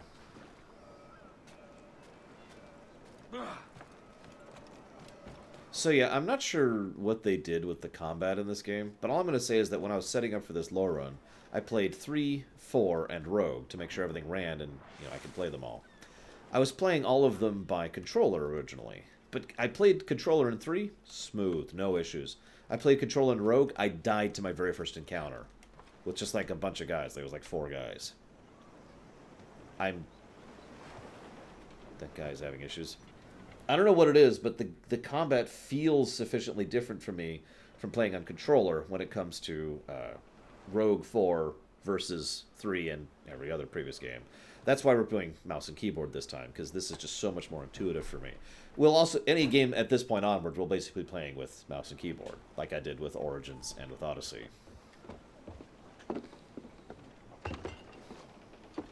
Sorry about the sugar. I've only one pair of hands.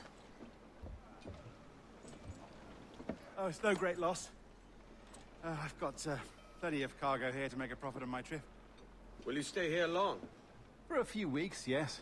Then back to Barbados, to the tedium of domesticity. Don't settle for tedium. Sail for Nassau. Live life as you see fit.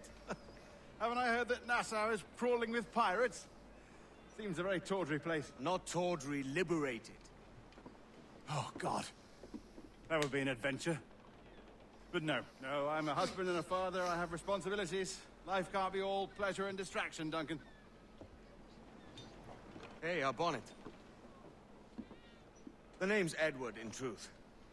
Duncan's only a handle. Ah. Secret name for your secret meeting with the governor. The governor, right. I think I've kept him waiting long enough.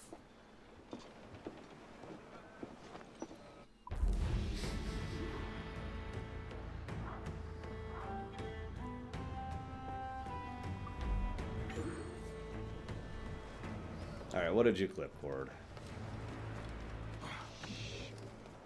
I mean, Edward at this point in his life is really the worst person to give people advice. I mean, come on.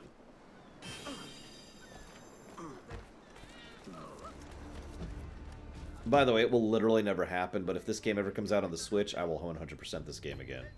I'm just saying, I'm committing to that. Never happening. But if it does...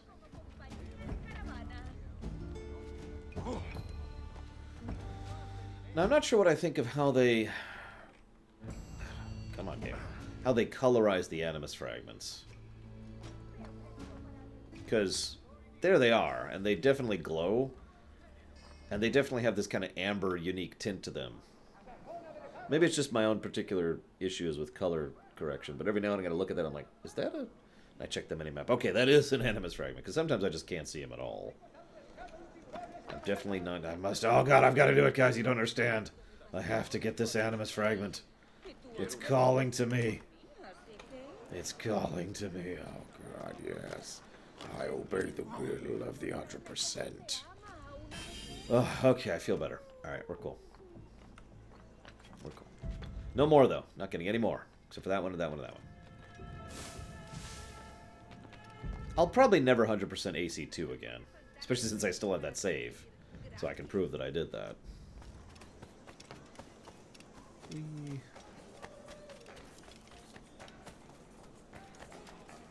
I might 100% Origins someday.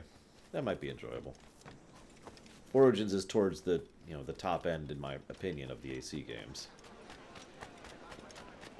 And now Volcanto is... What are you guys clipping?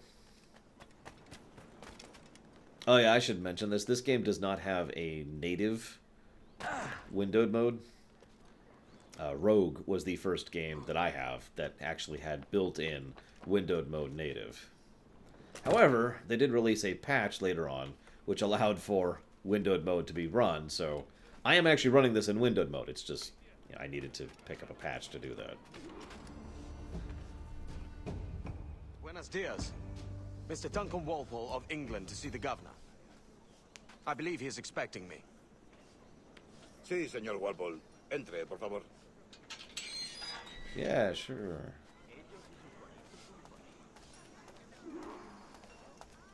¿Ese es el hombre? El... ¿Cómo lo llamabas? ¿Asesino? Sí, Duncan Walpole.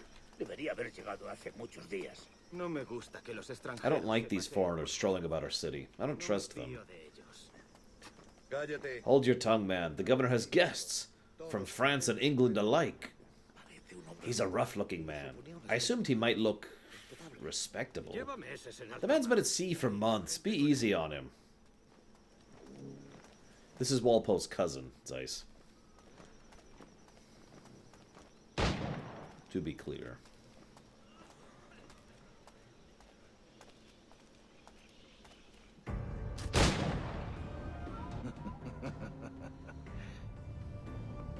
Good morning, sir.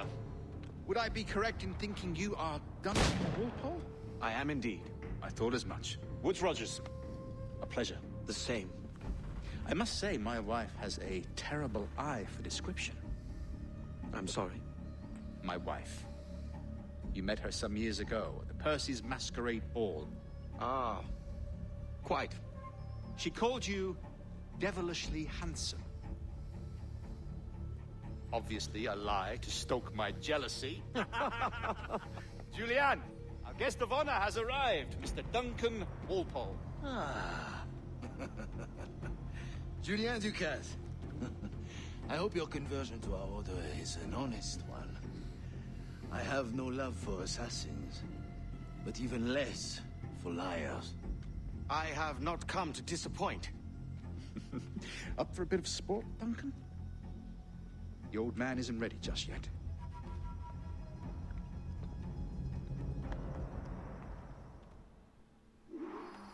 You've got my 2 best pairs of matched pistols, Duncan, so handle them with care. If I had 8, I'd treat each as my own son. Pull off a few shots if you like, get a feel for it.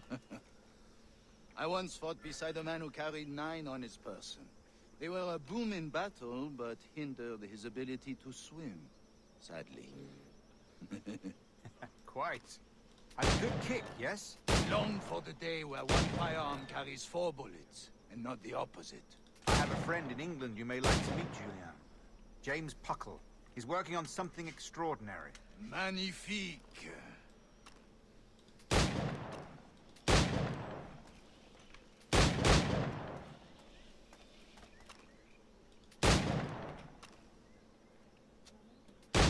So there's the manual shooting, which I just showed off. You'll notice we have a lot more shots in a row.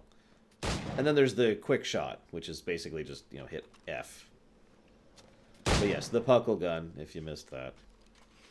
I must do the challenge. All right. Here's a simple challenge.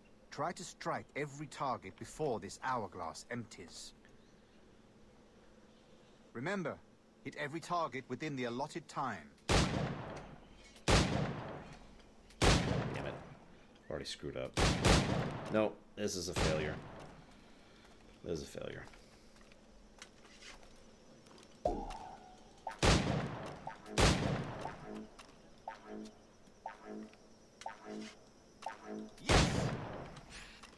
Oh wow, I actually did it. Holy crap.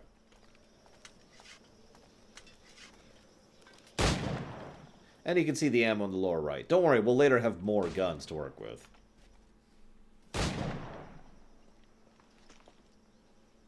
Duncan, where are your wrist blades? I've never seen an assassin so ill-equipped.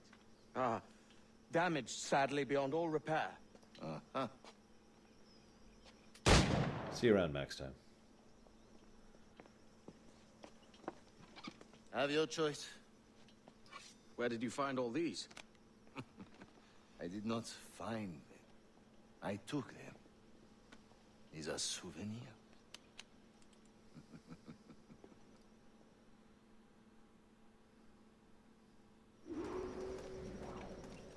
Two blades, as is the custom, we? Custom, aye. Ever since Ezio. Duncan, will you indulge us with a demonstration of your techniques? Well, We must. We put together a training course in anticipation of your arrival. It would be a shame to leave here without seeing you in action. yes, of course. Well, I mean, if there is time, I would gladly, show you what I know. Here. You see? Situations well suited to your skills. Have a go. A blade in a crowd is always the simplest. Nothing grandiose, just quick and clean. So, one of the things I find funny about this is Edward is very adaptable. It's something I've mentioned several times about him. Show us another technique. Quite ingenious to use bales of hay for cover, don't you think? And, well, this is a tutorial, and that is the downside of this section. It is funny Secrecy. to me how much Edward manages to basically BS his way through at least part of this thing in order to go ahead and fool these guys, but also get a little bit of training in the equipment and the usage of the equipment as he goes. The advantage of surprise cannot be overstated, isn't that so? Especially around a blind corner. Well, yeah, I mean, that's just definitely a thing. God blind me, that's a clever trick. Your aerial kills have a poetic beauty, despite their conspicuous quality. Would you show us?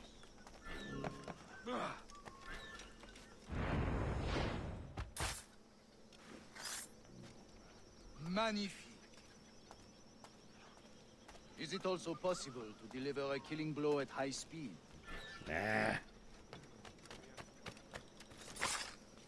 Mon Dieu, such a powerful strike. Fascinating. I actually kind of like that idea, Krat, here.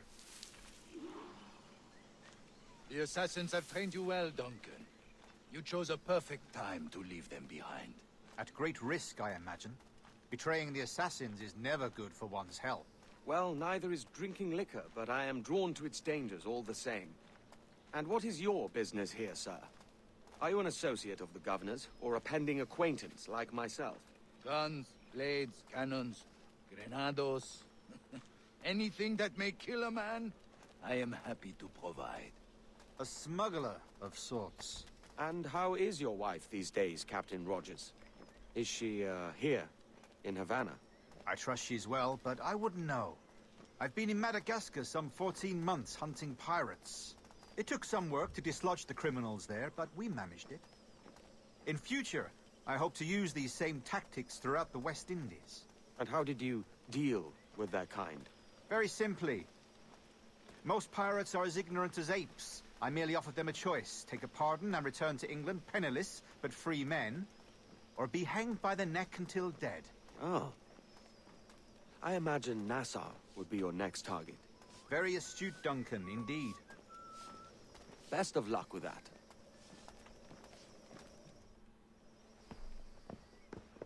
Grandmaster Torres! Mr. Duncan Walpole has arrived. See. You were expected 1 week ago. Apologies, Governor. My ship was set upon by pirates. We were scuttled. I arrived only yesterday. Unfortunate. Forgive my caution, but were you able to salvage from these pirates the items you promised me? Yes, sir, I was.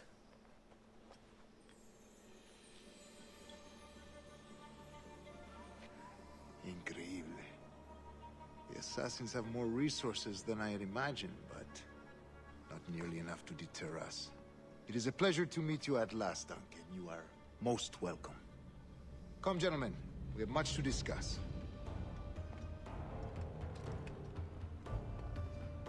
That guy's got to be sweltering. This is the Caribbean, and he's in full plate armor with leather underneath that. So in case you missed all of that, Duncan Walpole was a member of the assassins who managed to steal one of the items that helped to run the observatory, and was using it as a way to barter his payment from leaving the assassin order into entering the Templar order, which is what these guys are. This is probably why Duncan was so willing to shoot a random stranger who offered to help him, and then, well, died at Edward's hand. It's worth noting that the Elder Walpole, as in the Walpole, is also a Templar, but he has a frickin' brain. Anyways. Convened at last, and in such continental company. England, France, Spain, citizens of sad and corrupted empires. But you are Templars now, the secret and true legislators of the world. Please, hold out your hands. Mark and remember our purpose. To guide all wayward souls till they've reached the quiet road. To guide all wayward desire till impassioned hearts are cool. To guide all wayward minds to safe and sober thought. By the Father of Understanding's light, let our work now begin. It's an interesting thought, Catabo, but I don't know. This is probably a good time to mention something else. Do you remember why Edward's doing this? Not Walpole, the real Edward. Okay, he's got something he wants to deliver to Havana, and he's going to get paid for it. Let's see, there's a letter saying, I don't know what you look like, but I'm expecting you. Okay, I'll take his place, go deliver it, get some money, and get out. Sweet! Wait, they want to... Okay, so I'm part of an order. Okay, so now they're giving me a ring as part of this... Huh? I feel almost bad for Edward here, because this is like the last possible thing he would have wanted to get out of this entire situation. The only way this could have been worse is if he had been if this had been the Assassins and he was joining them instead of the Templars. At least the Templars have money, right? Decades ago, the Council entrusted me with the task of locating in these West Indies a forgotten place our precursors once called the Observatory. See here. Look upon these images and commit them to memory. They tell a very old and important story. For 2 decades now, I have endeavored to locate this observatory, a place rumored to contain a tool of incredible utility and power. It houses a kind of armillary sphere, if you like. A device that would grant us the power to locate and monitor every man and woman on Earth, whatever their location. Okay, real quick, let's explain how the observatory works. It is simultaneously very useful and very limited. Because the way it works is as long as you have the crystal skulls, which actually operate it, and as long as you have the little cubes, like the one we just gave to him, and you have to have someone's blood.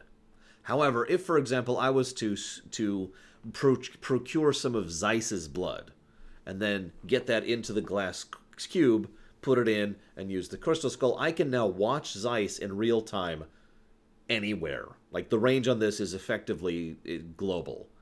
So you can see how it's very limited, because you need a very specific set of circumstances to make this thing work. But it's also very useful, because once you have it, you have perfect intel on an individual. For the record, the blood serves as the anchor. That's what basically it homes in on. The skull is what actually operates the device, and the cube is what is used in order to make it process into the thing. So you do need all 3 pieces, but if you have all 3 of those, whew, that's a hell of a tool, ain't it? Imagine what it would mean to have such a power. With this device, there would be no secrets among men, no lies, no trickery. Only justice, pure justice. Yeah. This is the observatory's promise, and we must take it for our own. Do we know its whereabouts? We will soon.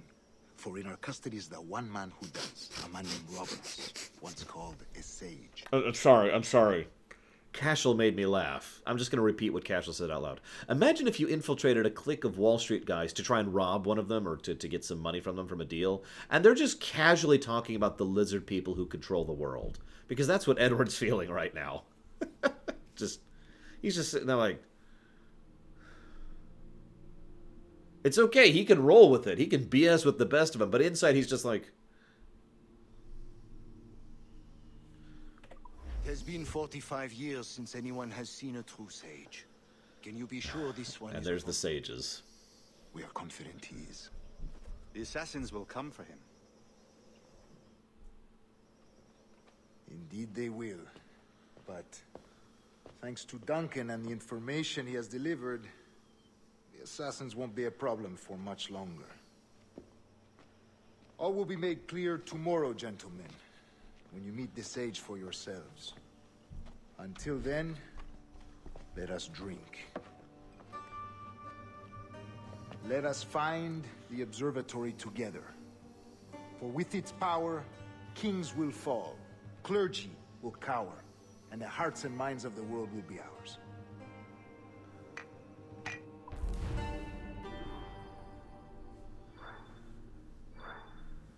Does that answer your question, His Deviants?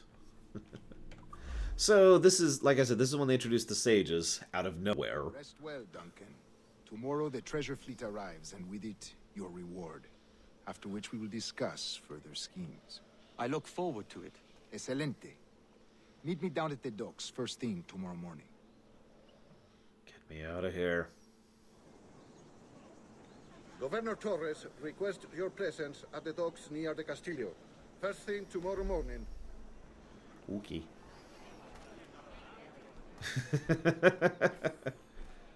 So Edward's just like,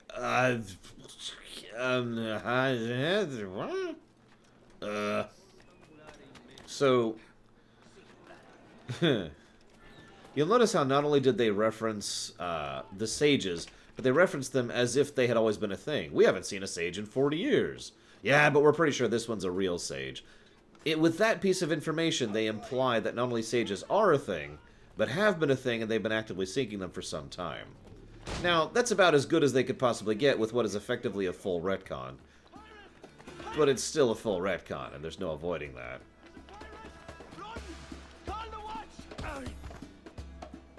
take those. I'll let you live, though.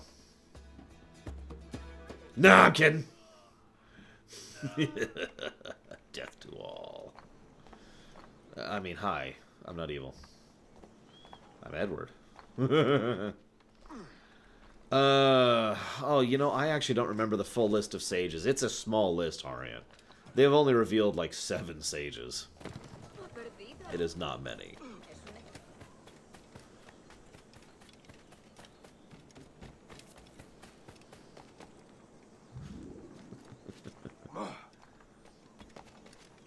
The only 3 sages that really matter are the one from this game, the other one from this game.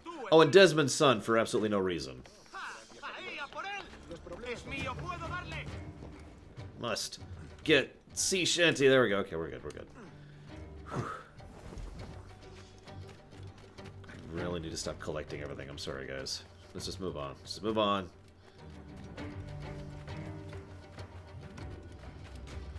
We got a Lorerun to do.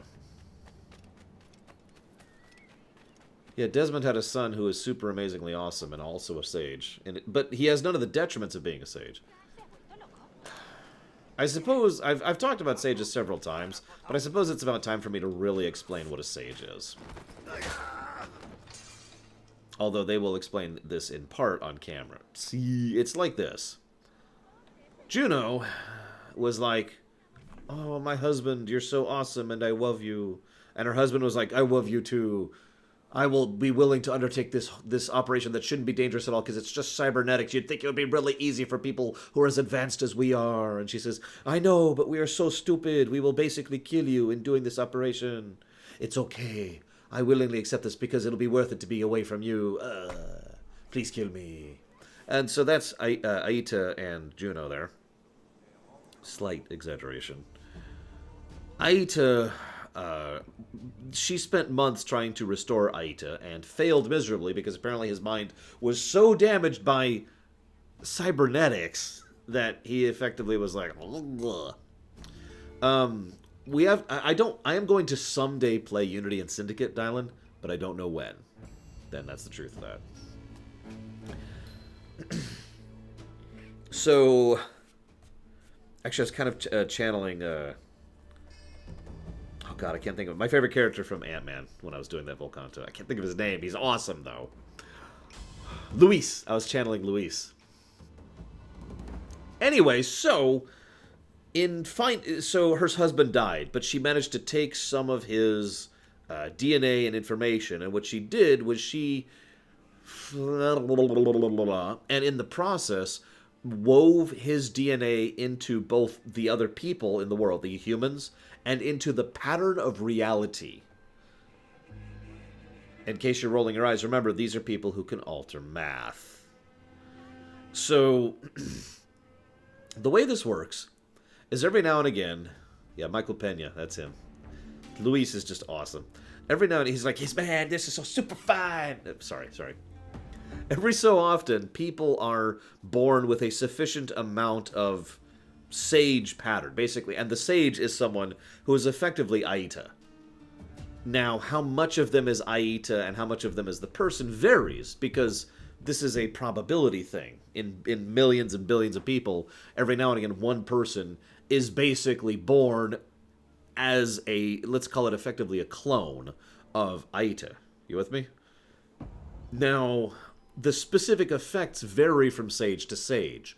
Some of them kind of slowly shift into becoming Aita. Some of them are Aita from word go. Some of them never become Aita, but basically just go completely insane as Aita conflicts with whoever they are. It depends on how much, how complete of a clone they are. Make sense? To my knowledge, we only encounter 2 complete clones. One in this game and one in this game. And, They are, for all intents and purposes, the same person duplicated from the original Aita. That's why I call them clones. Obviously, the original Aita is dead, but these people have some of his memories, his mentality, his personality, his drives, his reason, etc. They are effectively him duplicated. Make sense? It's another fork. And so each one of them tends to be just as brutal and anti-human and conquer the world-y and I love Juno-y as he was. Basically, every sage has always been after the same general thing, trying to restore Juno and trying to take over the world from these filthy apes. I mean, if you woke up tomorrow and you saw that fleas were had successfully conquered the world, I mean, that would just gross you out, right? That would be so disgusting. They're fleas. They don't deserve to have buildings and cities and these mockeries of the stuff we made. Right? Now, even the two complete sages are still kind of when it comes to their personality. It's debatable why. It's possible, so there's three basic possibilities. Yeah, no kidding, Shilly Billies. There's three basic possibilities for why a sage goes. Possibility number one, Aita was already crazy.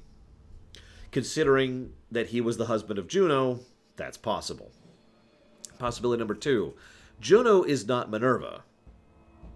Minerva's the one who's really good with the altering math, predicting the future thing.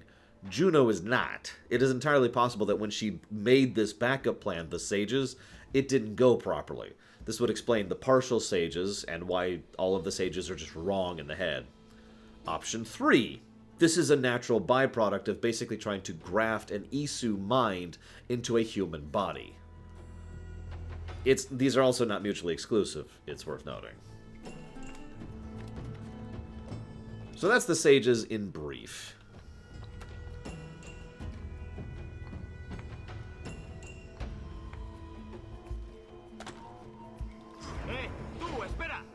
What are you talking about?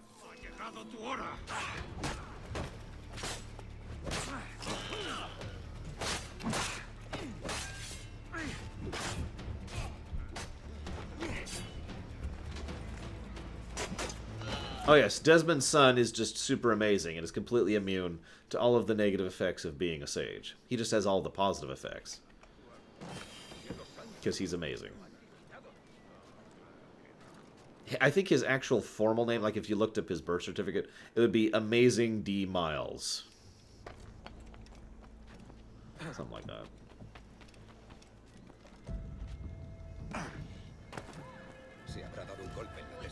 Duncan, over here.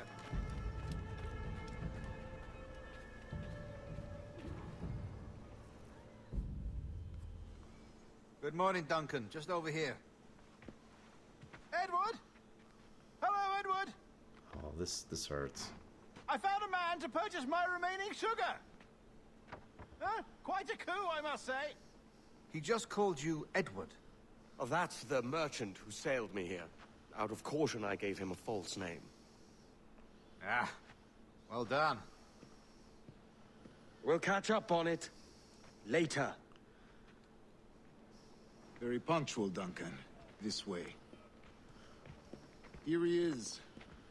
A man both Templars and Assassins have sought for over a decade. Because the Templars and Assassins have always been after the sages. I've already made my point here. How did Desmond have a son? Well, when a man and a woman love each other very, very much, or occasionally find the other hot, or are forced together by political circumstances, or are really, really drunk, or desperate, or lonely, or scared, or bored, or, you know, just kind of enjoy the act, or... Well, there's also some philosophical consideration. Anyways, point being... I am told your surname is Roberts. Is this so? You recognize this, I think. According to old tales, the blood of a sage is required to enter the observatory. We have the key. Now we need only its location. Perhaps Mr. Roberts will be eager to provide it. Transfer him to my residence. No, he's deviants. I don't. We actually showed off the specific moment at which Desmond probably conceived the child in AC Revelations. Observatory really such a grand prize? Sí, sin duda. The observatory was a tool built by the precursor race. Its worth is without measure. Precursor race? I see. I am familiar with the precursors. The desire to kill the Mayan mentor, Atabay. Were you able to carry out this contract before coming here? I was not, no. Too many complications along the way. A pity. But the maps you delivered with the blood vial will see that job finished. Aye. So you heard that? The Mayan mentor? There is effectively only one mentor for the entirety of the Americas at this point in time, although that can be debated. But I only point that out because, like the Assassins, like the Templars, have regional leadership, regional mentors in charge of an area, and then the Grand Masters in charge of a rite. For example, this man is actually the Grand Master of the Americas rite at this point in time. That's the idea. Hang on. I just lost Twitch chat. Can someone say something real quick? Say, your tie is dumb. I forgot I was wearing a tie until I checked the thing. It's easy to forget this is here. I used to wear one of these every day. I just kind of got into the habit. Okay, we're back, Except it looks like the plugin isn't back. So, give me a moment.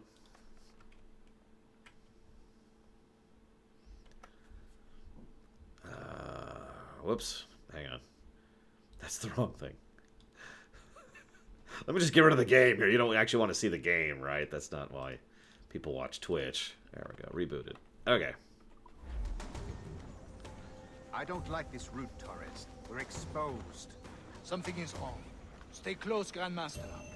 I feel it too. Do not let them get their hands on the sage, at whatever cost. Edward is actually professionally is the wrong word. He is well educated, basically. Above! They're on the rooftops! Oh no, I'll kill them for you, sir. Damned assassins, they're so the bad guys. They must die for being the bad guys that they are.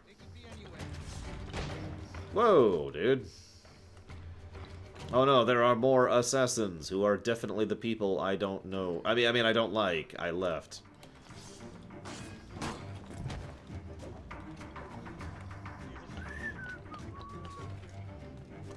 Anyways, during Assassin's Creed Revelations, we actually hear an audio file of a woman flirting rather heavily with Desmond, and the implications are there. And that is, apparently, the moment at which Desmond went off and, you know, conceived. Or I guess she conceived, but you get my point. Damn assassins, they must all die, for they are the enemy that I am against. I'm pretty sure my alibi is airtight here, guys.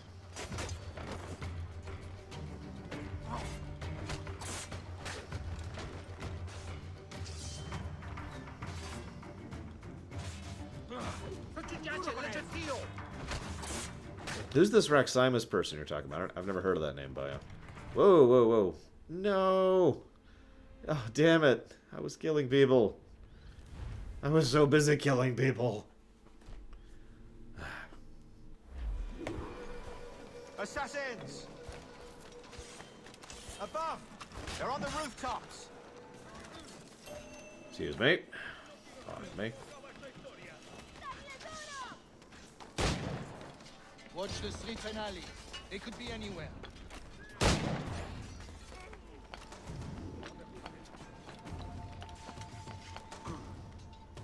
This is third time now I've game overed because I let people get out of my sight. By the way, guns are amazing in this game. There's a reason I say that this game has more gunplay than the previous games. Because it does. And my bullets become such a valuable resource.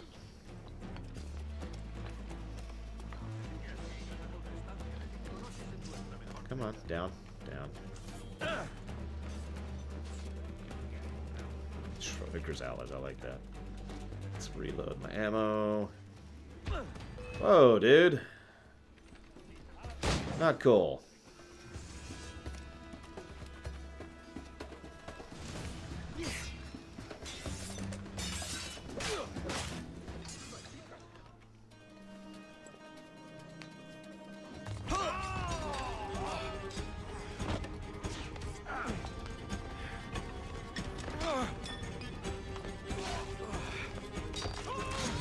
Man, he sure is grateful that they freed him.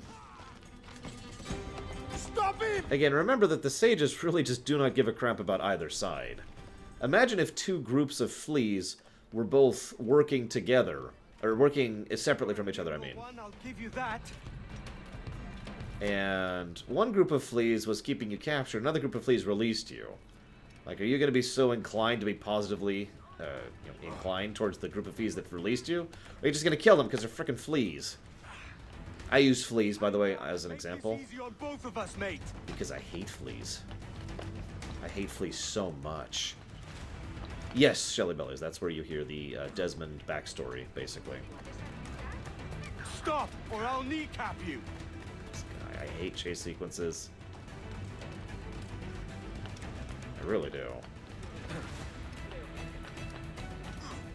I wouldn't mind them as much if they weren't as fast as you. That actually has always bothered me. Mosquitoes are pretty bad, but I think I would hate fleas more, personally.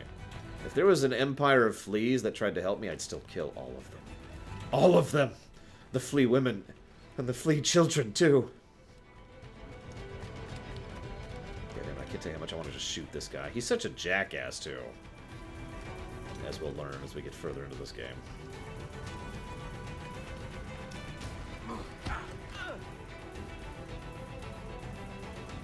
Well done, lapdog.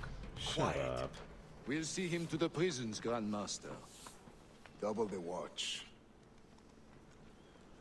Well, I'll be buggered. What an active day we've had, gents. See, beset on all sides by our enemies, we must be more cautious. I do wish I could remain to see our drama done, but I must avail myself of these winds and sail for England. By all means, Captain, speed and fortune to you. With luck, I'll return myself a governor. And with my idiot king's blessing, no less. Adios. As for you, Mr. Walpole, I consider this the first payment in a long-term investment. Gracias. Obliged. I would like you to be present for the interrogation tomorrow. Call around noon. Yes, sir. So... this is when Edward is an idiot. Not the first time, and arguably not the last time either. But then again, Edward is not really known for his wisdom. But first we must kill someone. We must kill someone. It's the only way to exist, is to kill people. Yes, I accept. I will kill this by... So, I don't remember how long they've been doing these, but I do want to show this off. These are how you make money. Now, every AC game since 2 has had money mechanics. But this game has a lot of stuff you can buy. There are house upgrades, there are ship upgrades, and there is your own personal equipment, all of which is pure gameplay that you can procure. Now, for these assassination missions, you also have the ability to have an optional objective. I say the ability. There is an optional objective alongside the assassination mission. If you complete it, you actually get paid more, too. So for me, this was basically the first actual AC game where money was actually worth a damn, and I felt actually encouraged to try and procure it for something other than its other sake.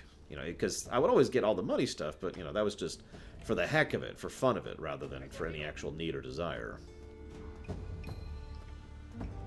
So I'm actually going to try to do this without getting detected, which is my bonus objective here. Yeah, no kidding, Cashel.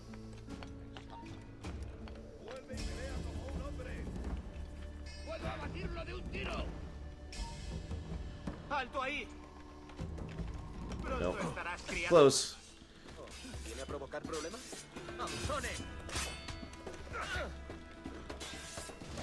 Okay, look, die.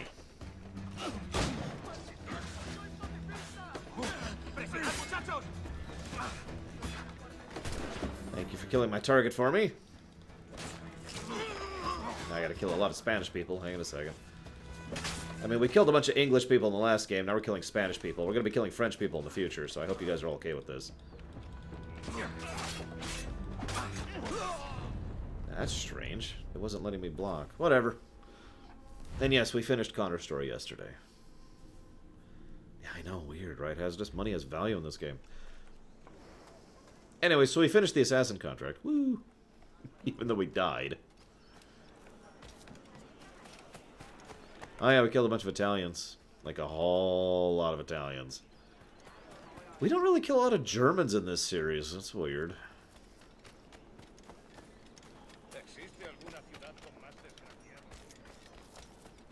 Yeah, no, it really wouldn't let me block. I'm actually not sure what was up with that. I'm going to have to figure that out. Oh, all the fleas. We are killing all of the fleas. A fine night, don't you think? Hey, dude. God sink me for this pittance. 1,000 reals for those maps. That's what? £100 at most. How's a man supposed to become rich in these times with a miser like Torres running the world? So I mentioned he was being stupid. He was just paid for those maps.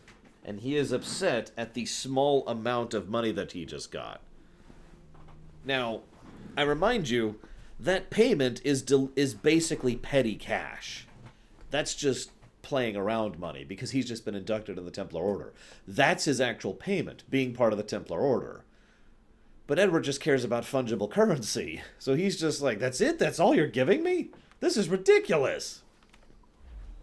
Have you ever worked on a plantation before? You know what I'm thinking? I'd like to see this observatory the governor's going on about. He said it were like a device that could follow people around and show where they were. A ludicrous idea. Imagine my wife with such an advantage over me. Imagine what a thing like that'd be worth. Sell that to the right person and I'd be the richest pirate. Privateer in the West Indies. I'll catch you up on it. There's a sage in that house I must speak to in private.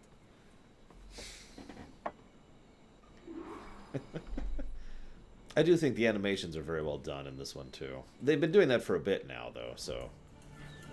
you know, credit.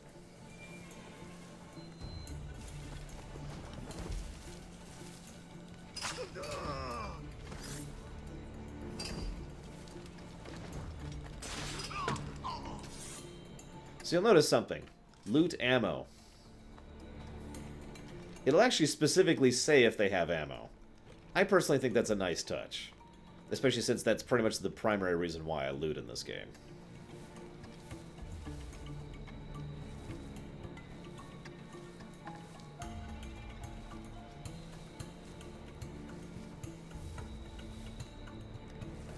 Because Bonnet's cool. Black Reaper, Black Reaper, Black Reaper.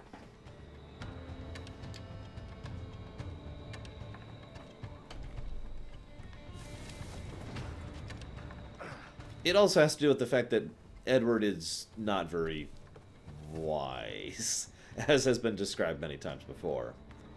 The idea of keeping quiet about something like this doesn't really occur to him. He's just running off his mouth. He's basically upset about it. Like, what the hell is this crap? I got paid a pittance, but that observatory, that might work out. He's basically just venting. I mean, surely you understand the idea of going to someone and venting, even if it's someone you don't really know that well. He doesn't think the observatory is some big deal, and he knows Bonnet's not going to try and screw him over on it. Oh yeah, by the way, for all of the praise I gave of the bushes earlier, some of the stuff you can walk through that, you know, you're invisible on is a little ridiculous. I can clearly see, even in the shadows here, I can clearly see Edward there. Now, over here, this is great. I love this. This is phenomenal. Now, I'm actually aware of that hazardous, believe it or not. But, looks like he's just not even looking this way, so I can't do it here.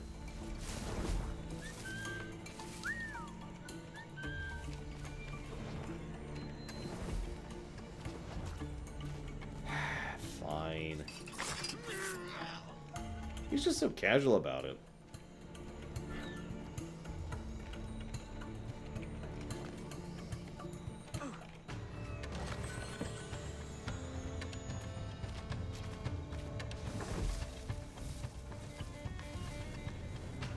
Honestly, as much as I said earlier that Edward is, you know, fairly smart, it would be more accurate to say that Edward is extremely stupid. He's adaptive. He's intelligent. You know, he is a learned person. He has a good vocabulary and a good understanding of things, but he's very stupid. The mere fact that he thinks, yeah, as everyone in the chat was saying, high int, low whiz. Well, average int, low whiz. The mere fact... Yes, I know, thank you. I've actually already done it. Oh, that's the guy. Ah. The mere fact that he thinks that this ancient order of people who has power and influence and wealth, which also includes the governor of the area, is a group that he can just go ahead and rob without issue, it says a lot about the kind of wisdom he has. He is about to mess with people way above his pay grade. Like Spirit over there, you have no idea how much above his pay grade that Spirit is. Like, if Edward went after Spirit, I can't do those type of jokes. I'm really bad at them. If Edward went after Spirit, Edward would never see Spirit coming. Just like that. Oh, I know, right, Croucher? It's incredible. Anyways, thank you very, very much, Spirit. It's good to see you again. I kind of thought you vanished, and, you know, that's the nature of things. People bow out and do other things, and audience people leave and all that. But it is good to see you again, dude. I do hope your life is treating you well. And, yeah, thank you. Thank you very, very much for the Twitch Prime sub. Would you like to put that towards anything? If Edward went after Spirit, he would be so drunk, you have no idea.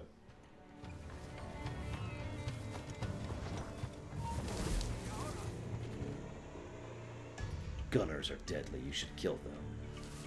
I also agree that this is a pretty good UI. Very clean. Lots of information that's all fairly well, you know, placed, etc. Gosh darn it. There we go. Come on over, boy. Gotta have a word with you. Yes, I got it, Hazardous.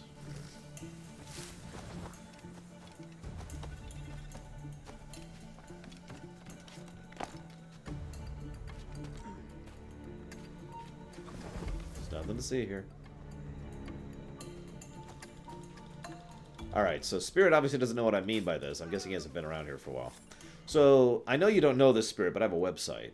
And on that website, I have a whole bunch of future streams, which are currently in funding, basically.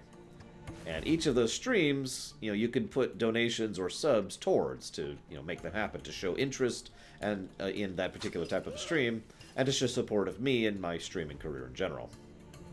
So you can be like, aha, I really like such and such. I'm going to say I put it towards such and such, and then I put it towards such and such. It's very simple.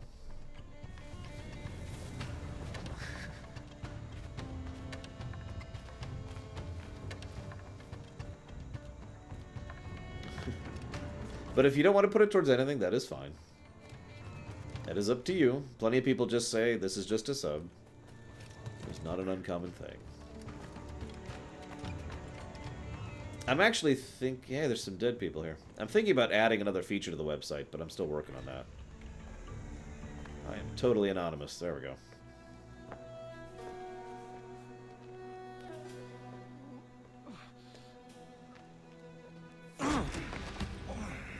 Basta ya!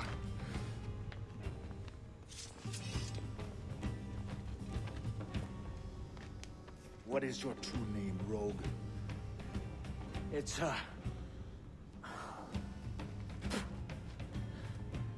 Captain Pissoff. Bien que pauvre paysan. Where is the sage? Did you set him free? I had nothing to do with that. Much as I wish I did. Take him to the ports.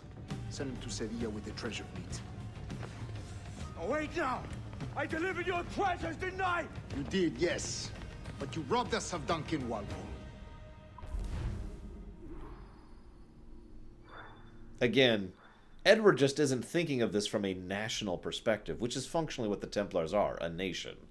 So he's just thinking, I gave you what you wanted, why do you care? Well, because they didn't want that, really. They wanted Duncan. And you aren't him.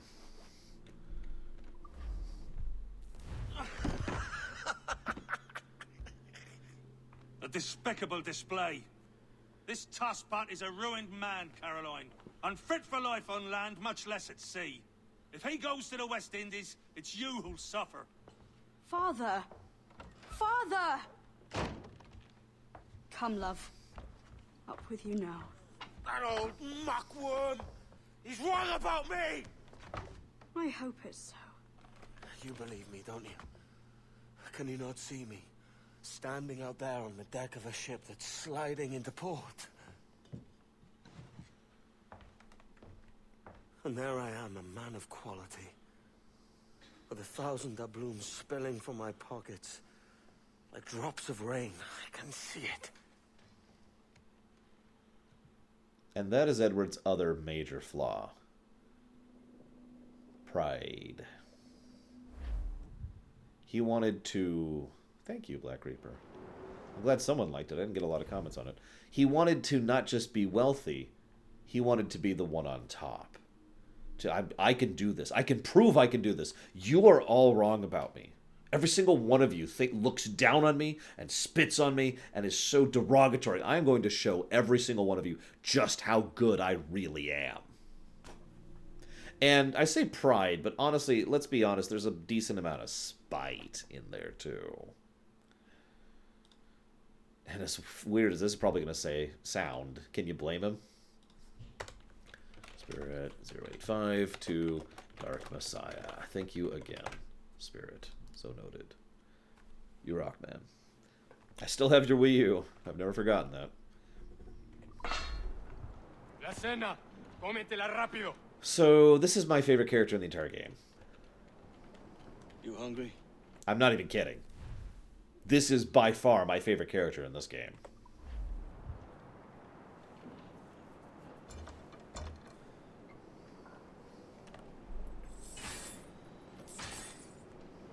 Agreed, Hediori.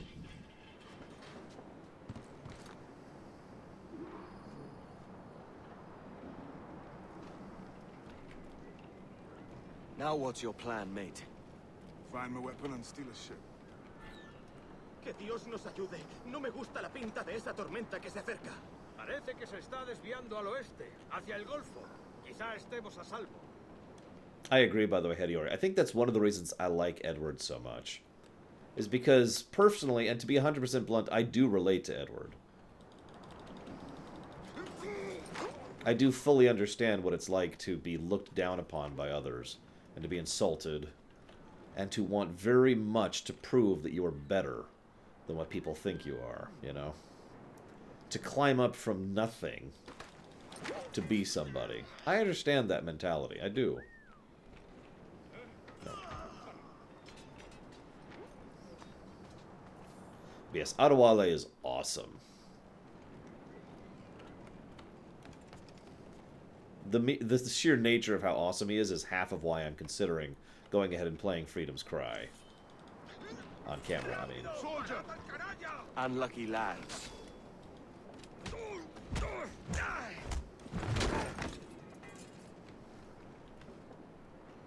Christ, the seas are uneasy today. Hurricane coming! Hurricane? Jesus. Artistic choice, Plutonian. Remember, we're in a different Animus. A different type of Animus, even. We're stealing a brig. Hey, take what you need. Won't be a minute.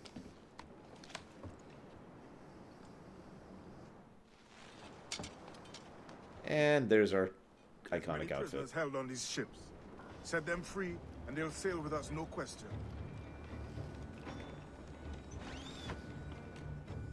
Yes, Tyonis. So that's the idea, then. Free what men we can, then find a fast ship to flee in. Aye, there's a brig in this fleet. I'll make my way to it. See you there. One of the things I also like about Adewale, he's just so... Well, he's likable, but I mean, you'll notice how without even conversing, he and Edward basically came up with a plan and executed it without even talking to each other. Just, you feel hungry? Nope, okay. Do this, go here, get this. And you can tell both of them are sailors, people who are used to and accustomed to the sea. Both of them realize very quickly the kind of environment they're moving through, the hurricane that's coming, and how they can use it to their advantage. ¿A dónde te crees que vas? What? Jesus. Get a real wig.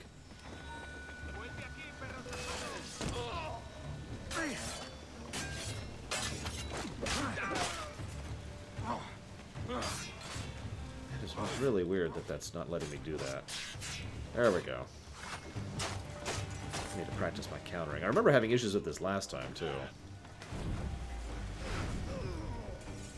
Yeah, exactly, Hazardous. There's just that automatic connection between the two of them. They're both sailors. They were both imprisoned unjustly. Well, okay, that's debatable. There's a catch to this favor. You're sailing with me. I'd follow you to hell for this, mate. But, I mean, Edward really was imprisoned for something he didn't do as a slave, and Adewale was imprisoned because of the color of his skin.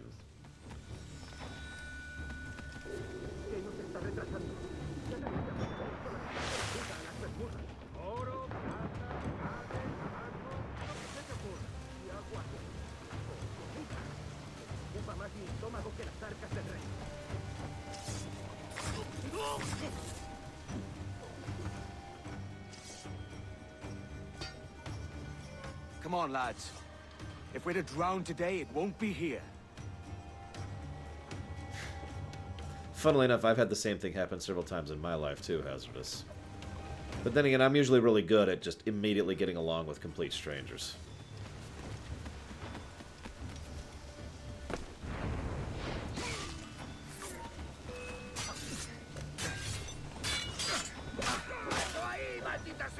Okay. You'll notice shooting is no longer insta-kill, by the way. It hasn't been since 3, actually, but I only point that out because in all of the Ezio games, a shot is a kill, with very few exceptions.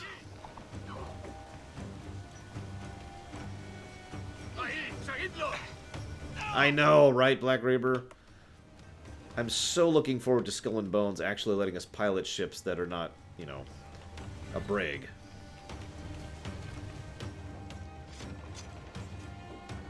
There's a brig nearby just waiting for us to take her.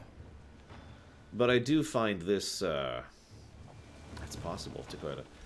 I do have to say, as much as this looks like Edward's luck has gone bad, that is amazingly inaccurate. It would be more accurate to say that his luck has gotten very, very good here. He happened to be prisoned with Adewale. He happened to be in a fleet that had a lot of other prisoners, and it happens to be a hurricane incoming. Those are all very convenient coincidences for Edward.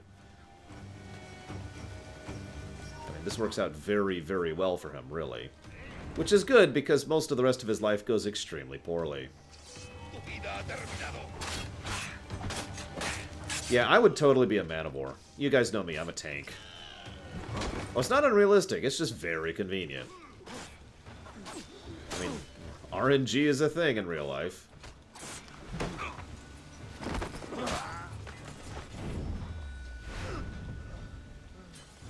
It's weird only having 10 bullets as a max right now. Whatever.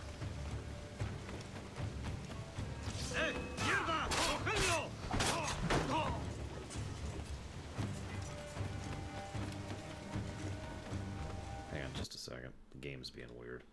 There we go.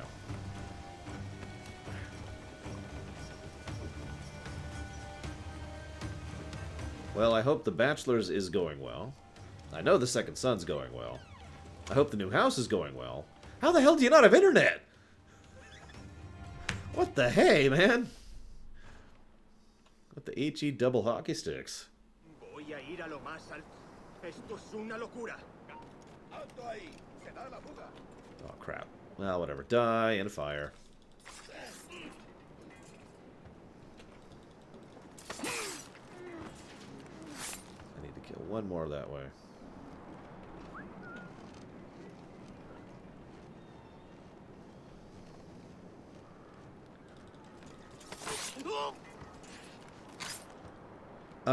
Heavy hitting and precise DPS, defensive before countering.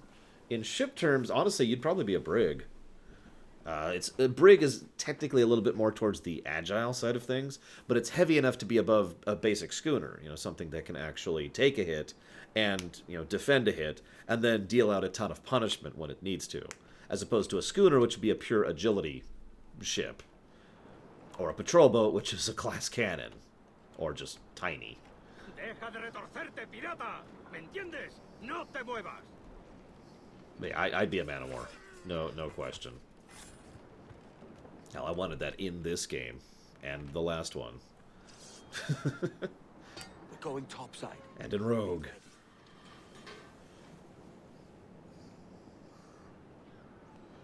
Congratulations, Spirit. Quick, teach me about... something. I don't know what your field is.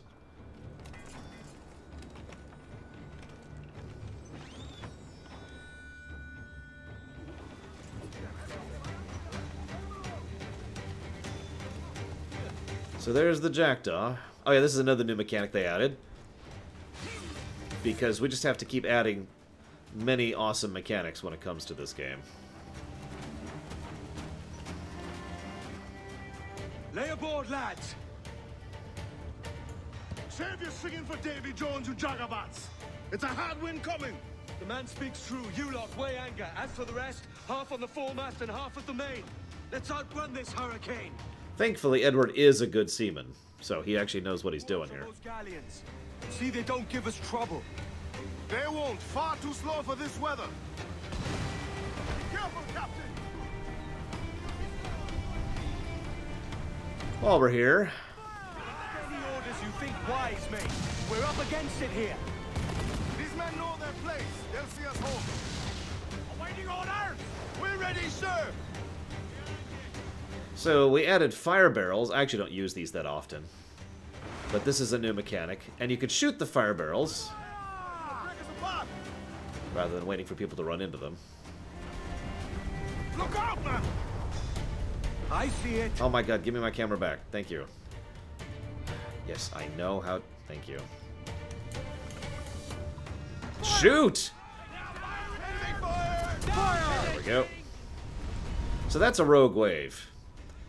I think these were in 3, but they're a much more common problem in 4. Starboard thrusters! Take her into the wave! Anyone? Crowd on every inch of sail. Water spout! Where's the water spout? There it is. Clear of that thing. So you notice they're basically immediately introducing us to the environmental hazards that are going to be out here. Water spouts are bad. You don't even want to see those on your mini-map, so you want to be the hell away from those things. Those will tear you to shreds. Water spout, man! Stay away! I see it, I see it. I have no idea, Melkor Blade. Truthfully. Not looking good. Steady as she goes, man. You'll notice I'm kind of trying to use the wind to go a little faster to get around these suckers. There we go. Oh yeah, this is way too calm for a storm. Especially if water spouts are right there. However, you'll notice how even going straight into the wind, while it does slow me down, it's not super an impediment. This is just me pointing out what I was talking about in 3.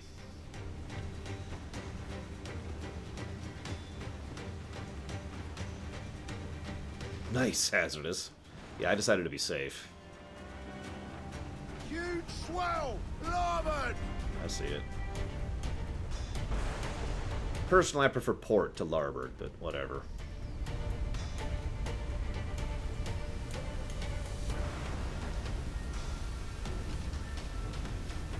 Fwonk. Yeah, I was expecting that, honestly. A little bit more. Alright, let's go. Okay, one more spout to not dodge here.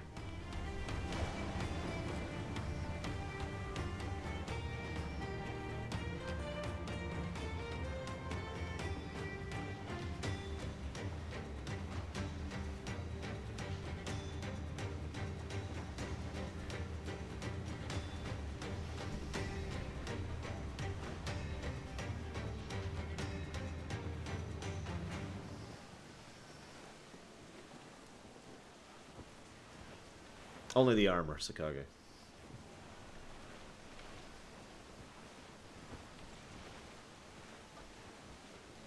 Whee.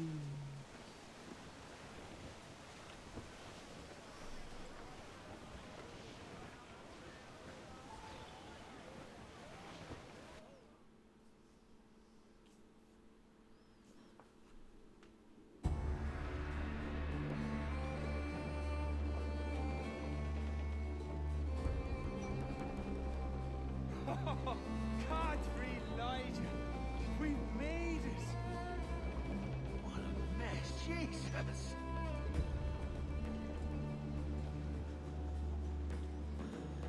Oh, by God, we pulled this one straight from the teeth of Neptune. I'm Edward. Much thanks for your aid back there. Adewale.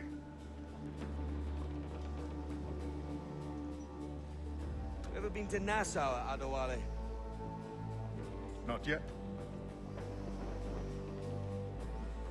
By God, she took some knocks, didn't she? I think I'll keep her. All hands aft, lads. We're taking this one home. I hope to see you more, Spirit.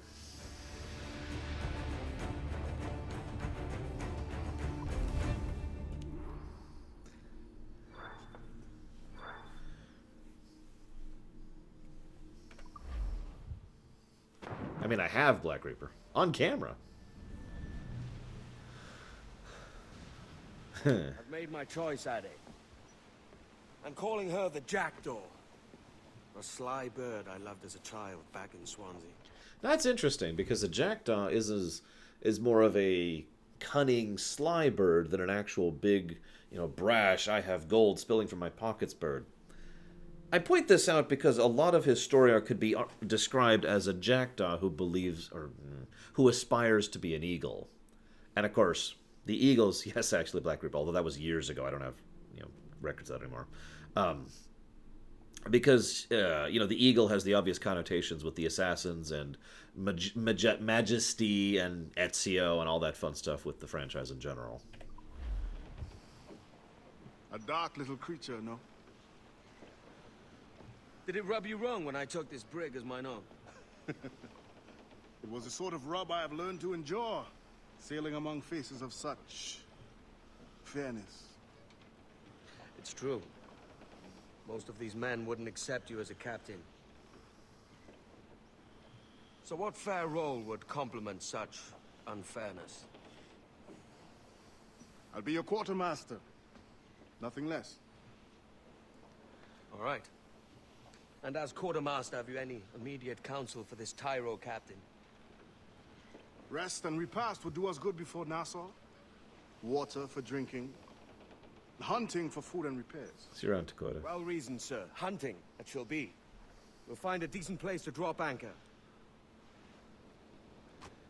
Now... Despite a few items in the hold earlier, powder and a few pistols, I think I'll fashion a second holster if I can. It's a good start. One you find laughable. Could we talk a moment about the condition of the ship? What's the trouble? I had a walk about the gun deck this morning, and couldn't stand for what I saw.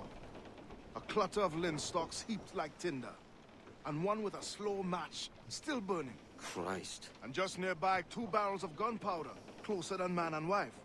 Fit to explode at the touch of a spark. We'll stow ours good and proper. As for the cannons, they might as well be tossed.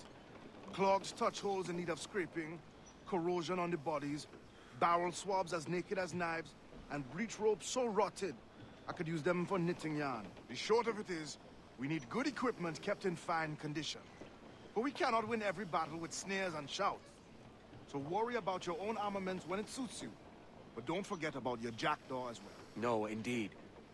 We'll make it a point to keep this ship and its crew in fine condition. Damn right. So this is effectively the beginning of the game. You'll notice we're out in open waters now. Now, there are some restrictions and limitations, but for the most part, we can go wherever the hell we want to. Like I said, with some restrictions, dependent on individual circumstance and level and all that stuff, but you know how that goes. The world just opened up in a way that, honestly, I don't think another I don't think an AC game has really done this up until this point, in my opinion. Because if you remember, Brother had a nice big open area with Roma, but white walls everywhere that you couldn't access. And then, of course, Revelations was in a single city, which you could access all at the beginning, but it was in a single city. So it's kind of the same concept, but much larger scale. Origins, if you're paying attention, does the same thing, and so does Odyssey. Now, I want to talk about Adewale really quick, but first I have to answer Cord's question. Oh, something I did completely by accident that I was impressed by?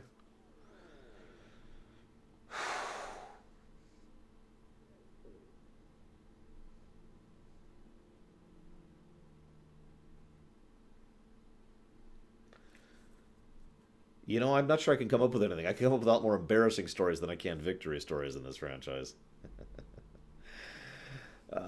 Yeah, there are some exceptions, Hazardous, obviously. Let me answer your question in a minute, His Deviants, because I want to talk about Adewale first. So in case you missed that, what just happened was Adewale basically said, as much as I'd like to have this ship as its captain, most people wouldn't accept me as its captain because, you know, because of his skin color. Which is whatever. So instead, Edward says, well, let's make that up to you. I offer you your position of post, whatever you want. And Adewale says, quartermaster. Now, I've actually talked about this several times in several of my fictional discussions and works and all that fun stuff, but the long and the short of it is the quartermaster is the one in charge of the ship. The captain runs the helm and tells the ship where it goes. But the quartermaster is the one running the ship. He is effectively in charge. And you notice how Edward unhesitatingly gives him that role. And I like that. In many ways, I think Edward is similar to Arthur over in Red Dead Redemption 2, where he's just gravy. You know, skin color, nation, gender, I don't care. Right? It's all whatever. But obviously, in this particular time and era, racism would be a huge problem. That's actually one of the biggest reasons I don't want to play Freedom's Cry on camera, because it's a game about where you play as Adewale and you go free slaves. It is a game about slavery. Anyways. Now, yeah, I love that Edward unhesitatingly says, yeah, no, you've earned this, you get the number 2 post. And both of them, again, are sufficiently experienced sailors that they both not only can speak of the condition of the ship, but the nature of the ship and what they have to do about it. And then the game basically tells you can go hunting in order to get upgrades. You can go get money and resources to upgrade the ship, or you can go do missions. It basically smoothly and nicely, in lore and in story, explains the world has opened up. So, have fun. Similar to Blue Walrus, but even more so in many ways. Now, His Deviant says, what kind of ship would I have? I assume you mean, like, in this era? I mean, I'd have a man of war. And I'd call it probably the Hammer, I think is what I'd call that ship. Now, one other thing I want to point out, sorry, there was another reason I was on the map, sorry. So we're here, right? We're up here. We actually have coordinates and everything. The ship is here. If I wanted to, if I was insane, I could jump on. You know, I'll just kind of show you. I could just be like, hey, bye. Whee. Captain's overboard. And I could just go swimming right now. And this would be very stupid of me to do out in open water like this.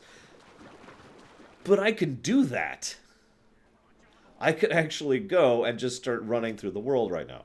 This nature, this specific type of open worldness, is something that surprisingly few games have actually accomplished. And this is part of what I was talking about when I was specifically referencing the Wind Waker thing. Oh yeah, by the way, this is another thing that they add to this game. This mode.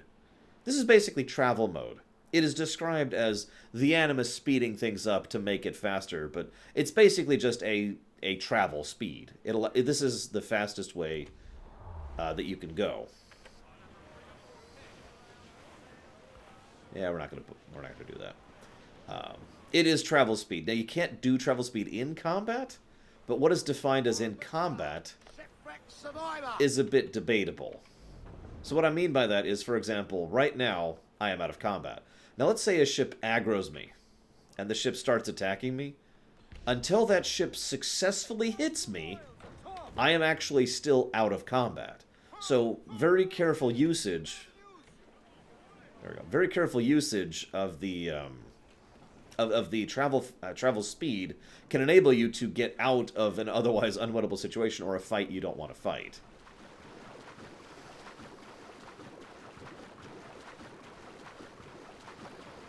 And I'm more thinking in terms of, like, a mobile headquarters, his deviants. So this is what I mean. I can just get off my ship and go on the island and be like, hey, cool, there's stuff on this island. What do we got here? Is there anything here? Oh, there's an Animus fragment. Yeah, we'll go get that. Whoops. We'll miss getting that. There we go. I have tried so many times to explain to people the appeal of this to me. I have never succeeded. I have never been able to properly explain how much I enjoy the fact that that's my ship over there, that I can just go get back on, or I can hop off and go onto the islands at will. It's one of the same reasons why Wind Waker was so enjoyable to me.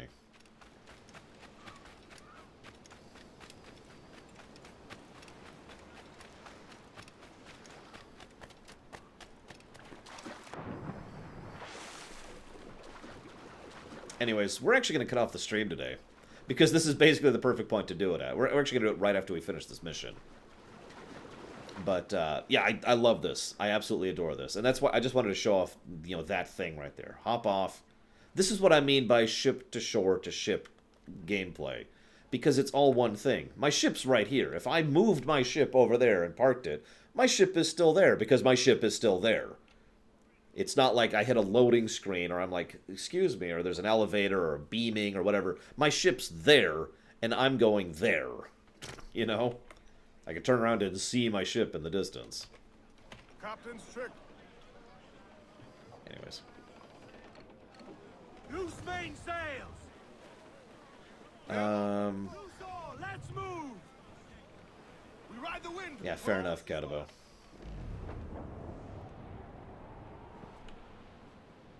That's true. You don't need to park in a specific spot. There's not a dock. I mean, there's docks at cities, but there isn't a dock. You can just stop and be like... And they're not playing sea shanties for some reason. I'm not sure why. Maybe I don't have any yet. I don't know.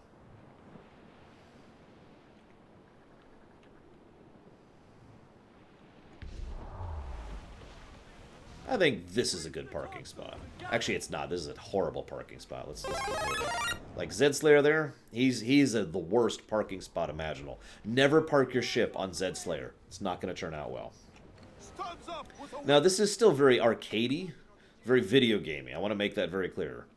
Like, there's actually ways to basically video game your way through maneuvering your ship. Like, Black Reaper was talking about, you know, being able to shift into travel mode while in combat in order to dodge shots. Or being able to do what I was doing. So, for example, if you're going full tilt and then you basically hop off and then you just jump out the ship, even though the ship really theoretically should keep going for a while, it'll basically stop on a dime. You know, stuff like that. There's a bunch of stuff like that. So anyways, thank you very, very much, Zed Slayer. Don't worry, I will never park on you. Unless you get in my way. Thank you very, very much. Putting that towards Black Mesa. So, you'll notice now basically each island has its own little thing, just like Havana did. Now these are much lesser. 1 viewpoint, 1 chest, 3 fragments, 2 secrets, and that's it. We're mostly here to basically get kind of a tutorial on hunting.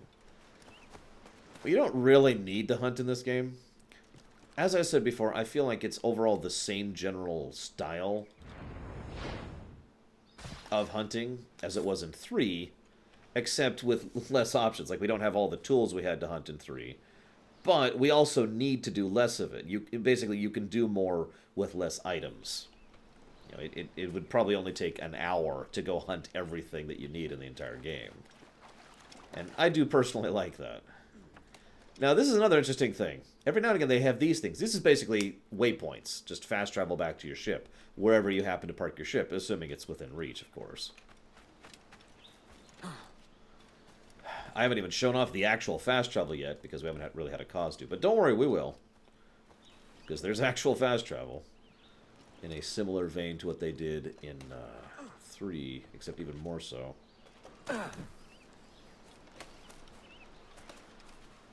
Agreed, Cord. I agree completely.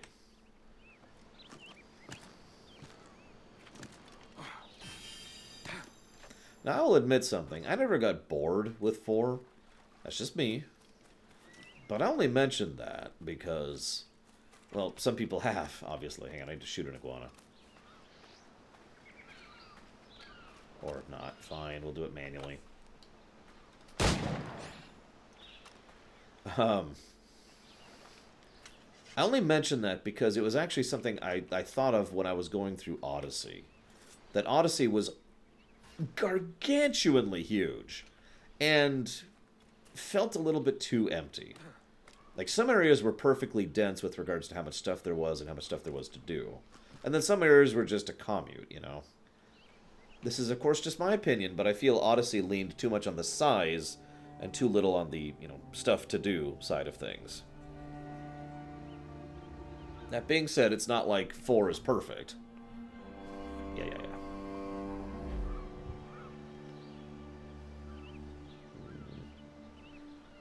And I fully understand how some people would get bored, especially trying to 100% this game, because there's a lot to do in this game.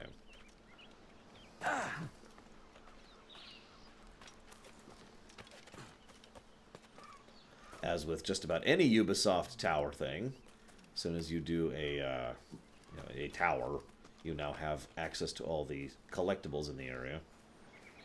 I don't remember how to get that one. I agree, Cord. What are you trying to link? I mean, I'm sorry. I shouldn't laugh. That's true, Hazardous.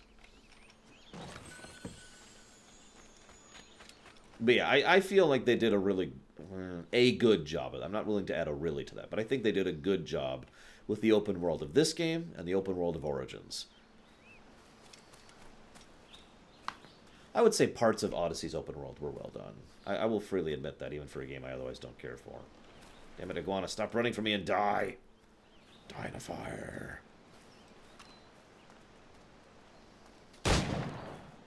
Or gun, in this case. He is apparently trying to take over my chat. Who knew?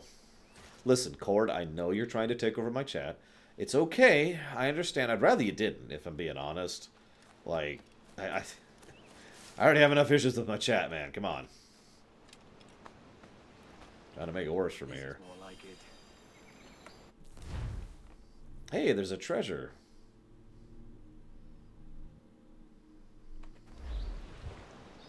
Yeah, let's see if we can find that treasure.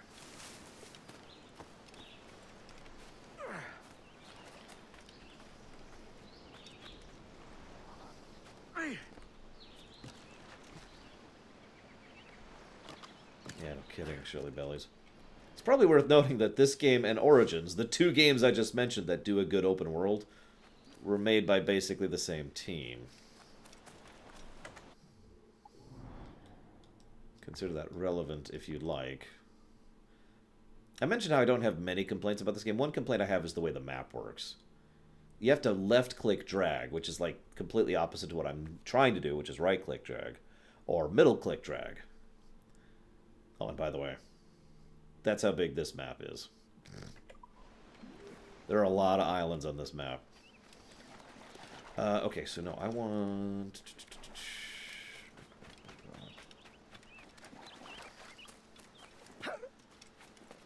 Come on, there we go. There it is. There you go. You got it. You didn't take over my chat. Whew. I was worried we'd have to kill you there, Cord. Where is that puma? I just heard it. The bobcat, or what the hell they're called.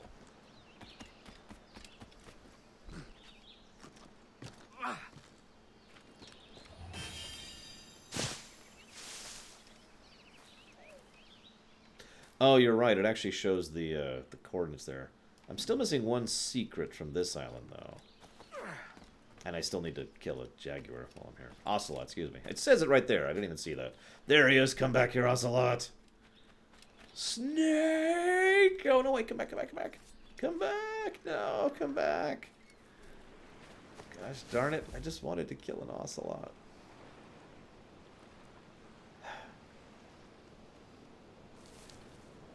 Here I was.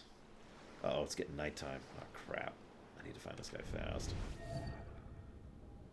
No, I don't want that guy. I want that guy.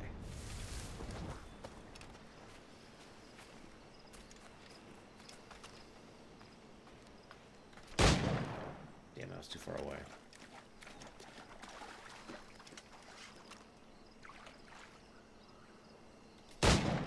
There we go.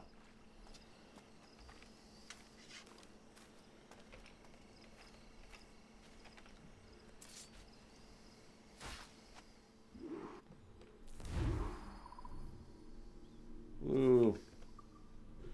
That's great. That's wonderful. Oh my god, yes I know. Okay, so crafting. I don't know.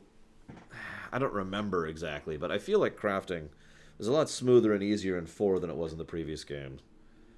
I don't actually remember if that's true or not, and this is my fault, so I apologize. But either way, as you can see, we'll just go ahead and craft that. It only took the 2 pelts.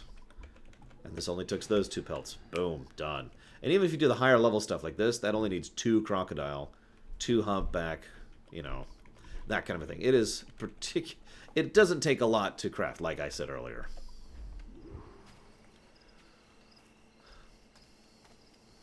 That's okay. We all know you secretly have every trophy in... I can't think of a thing. GG's. I'm still missing something here, though. Oh, duh. I'm an idiot. Sorry, guys. I forgot I was an idiot. It's easy to forget, really. Like, when you're an idiot, you don't think, man, I'm an idiot. It doesn't really occur to you. You'll notice, by the way, there are multiple of these rowboats around these islands.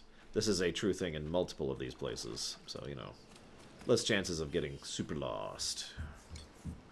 Oh, I have hazardous.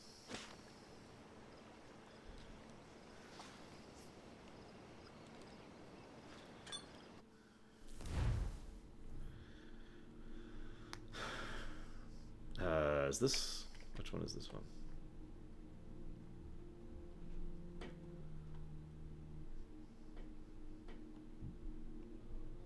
Yeah, I'm not gonna read that one out loud.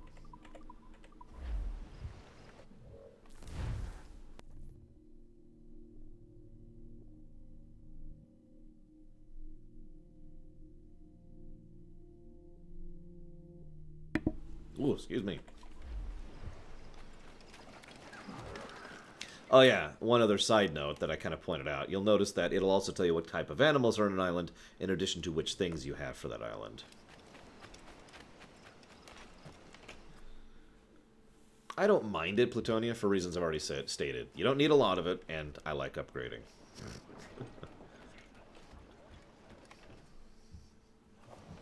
Ahoy, Captain. Find what you need.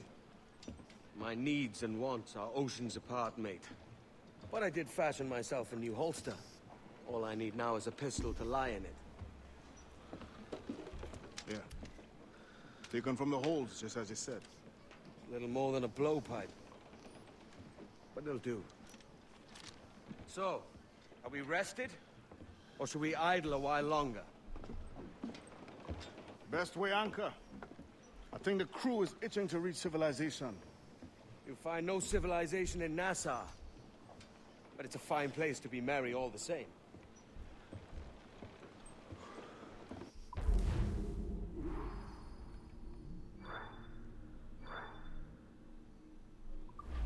I do agree with Plutonia that there are ways to do it better. In other words, there would be better ways to do the upgrade system, is what I'm trying to say. Now, this is the final thing I want to point out, and then I'm actually going to chop off. You notice the island is now yellow. That's because I've done it all. So, nice, big, obvious thing on the minimap that says, yes, this is now a completed area. And, of course, if you mouse over, this is the final way you can see this is what's on this island. Iguanas, ocelots, 1 chest, 3 animas, 2 secrets, 1 side thing. Bam. Good UI, like I said, just like Origins. It's just a trend, isn't it? All right, let's do one more thing before we could do just the one, okay? Let's go take on a fort.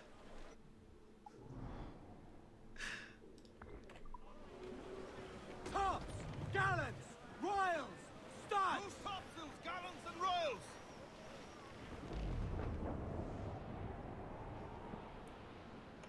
Farewell and adieu to you, Spanish ladies. Farewell and adieu to you, ladies of Spain.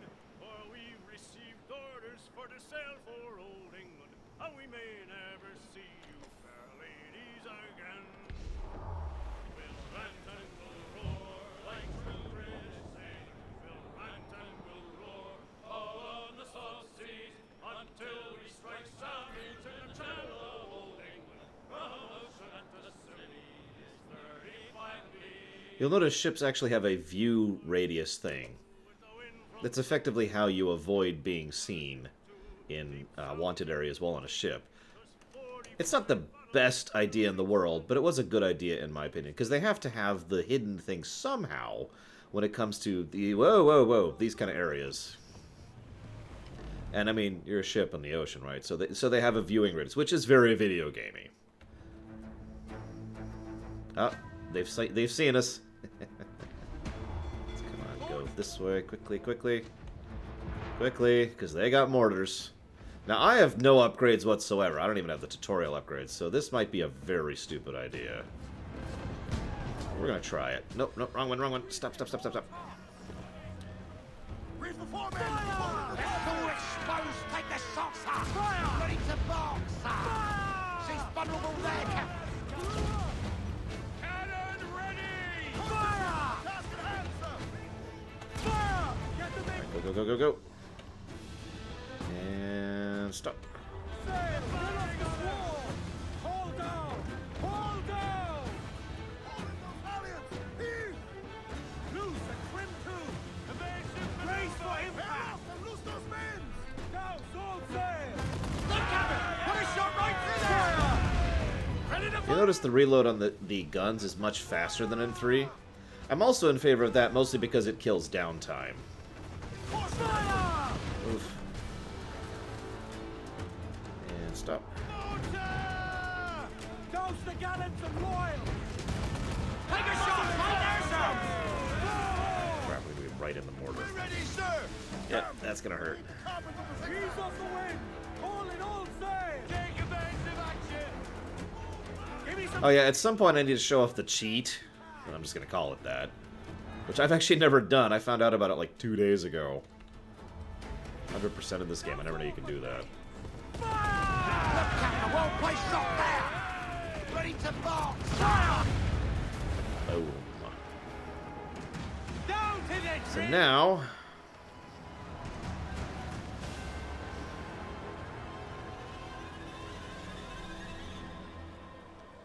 Yeah, the cheat where you jump off the ship, infiltrate, kill everything, hop off, go back to the ship, and then you win, basically.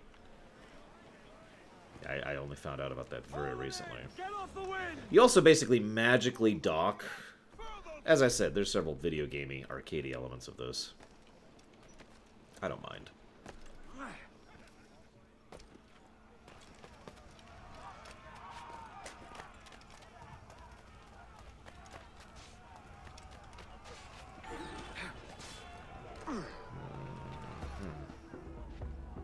Oh yeah, we're on fire. There we go. We're off fire. Yeah, I know, it's technically an exploit, not a cheat. It's just, god dang it. That's just cheat, man. So you only have to kill one or two or three people in these things. You don't have to kill all these people as you go. I just love killing that much. You know, it's the gift that keeps on giving. You can also get some of the optional stuff while you're here, or come back later after you've conquered it. Your pick.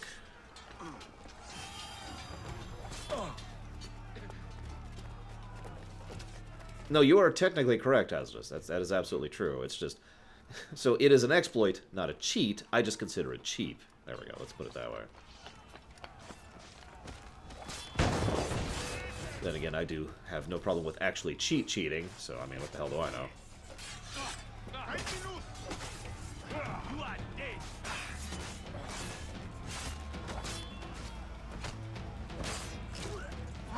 Always with the big guys. Fine.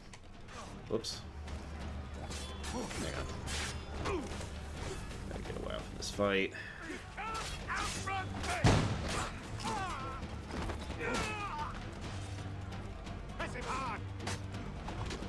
Yes, well, I didn't actually see the video, Sakage, no, but I'm aware of it. I've already been asked to comment on it like 3 or 4 times. It's funny.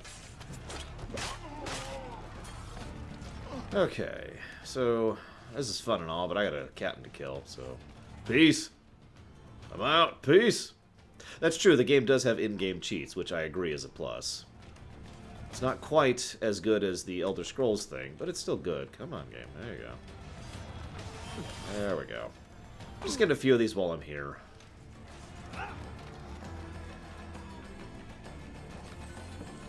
In some cases, it is much more efficient to get this stuff when you're here the first time, rather than coming back on. Especially since when you come back on, it's like, hey, you're not supposed to be here. Then you gotta kill people again. It's just this whole hassle. I mean, do we really want that hassle?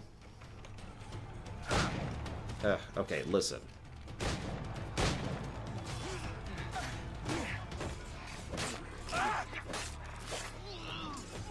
As I was saying, it's a hassle.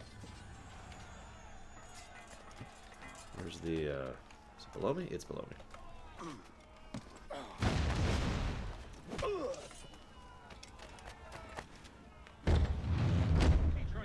So, you can surrender. Oh, he has surrendered.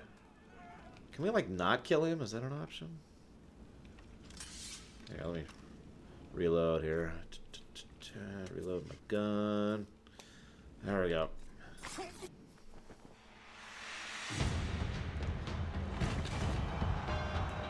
Yo ho ho.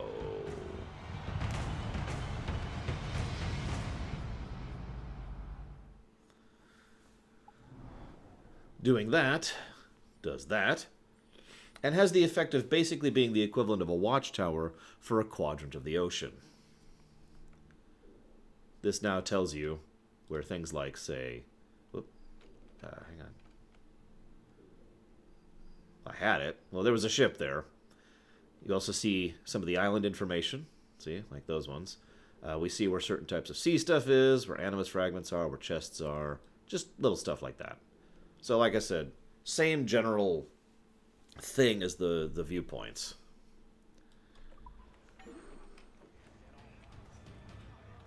Oh, no kidding, we'll not to. Oh yeah, now there's some quests and stuff. And of course, we have an actual harbor master, which we're not going to talk to right now. I need a drink. Okay, so now I am going to go ahead and chop off the stream finally. So thank you all for joining me tomorrow, 10 a.m.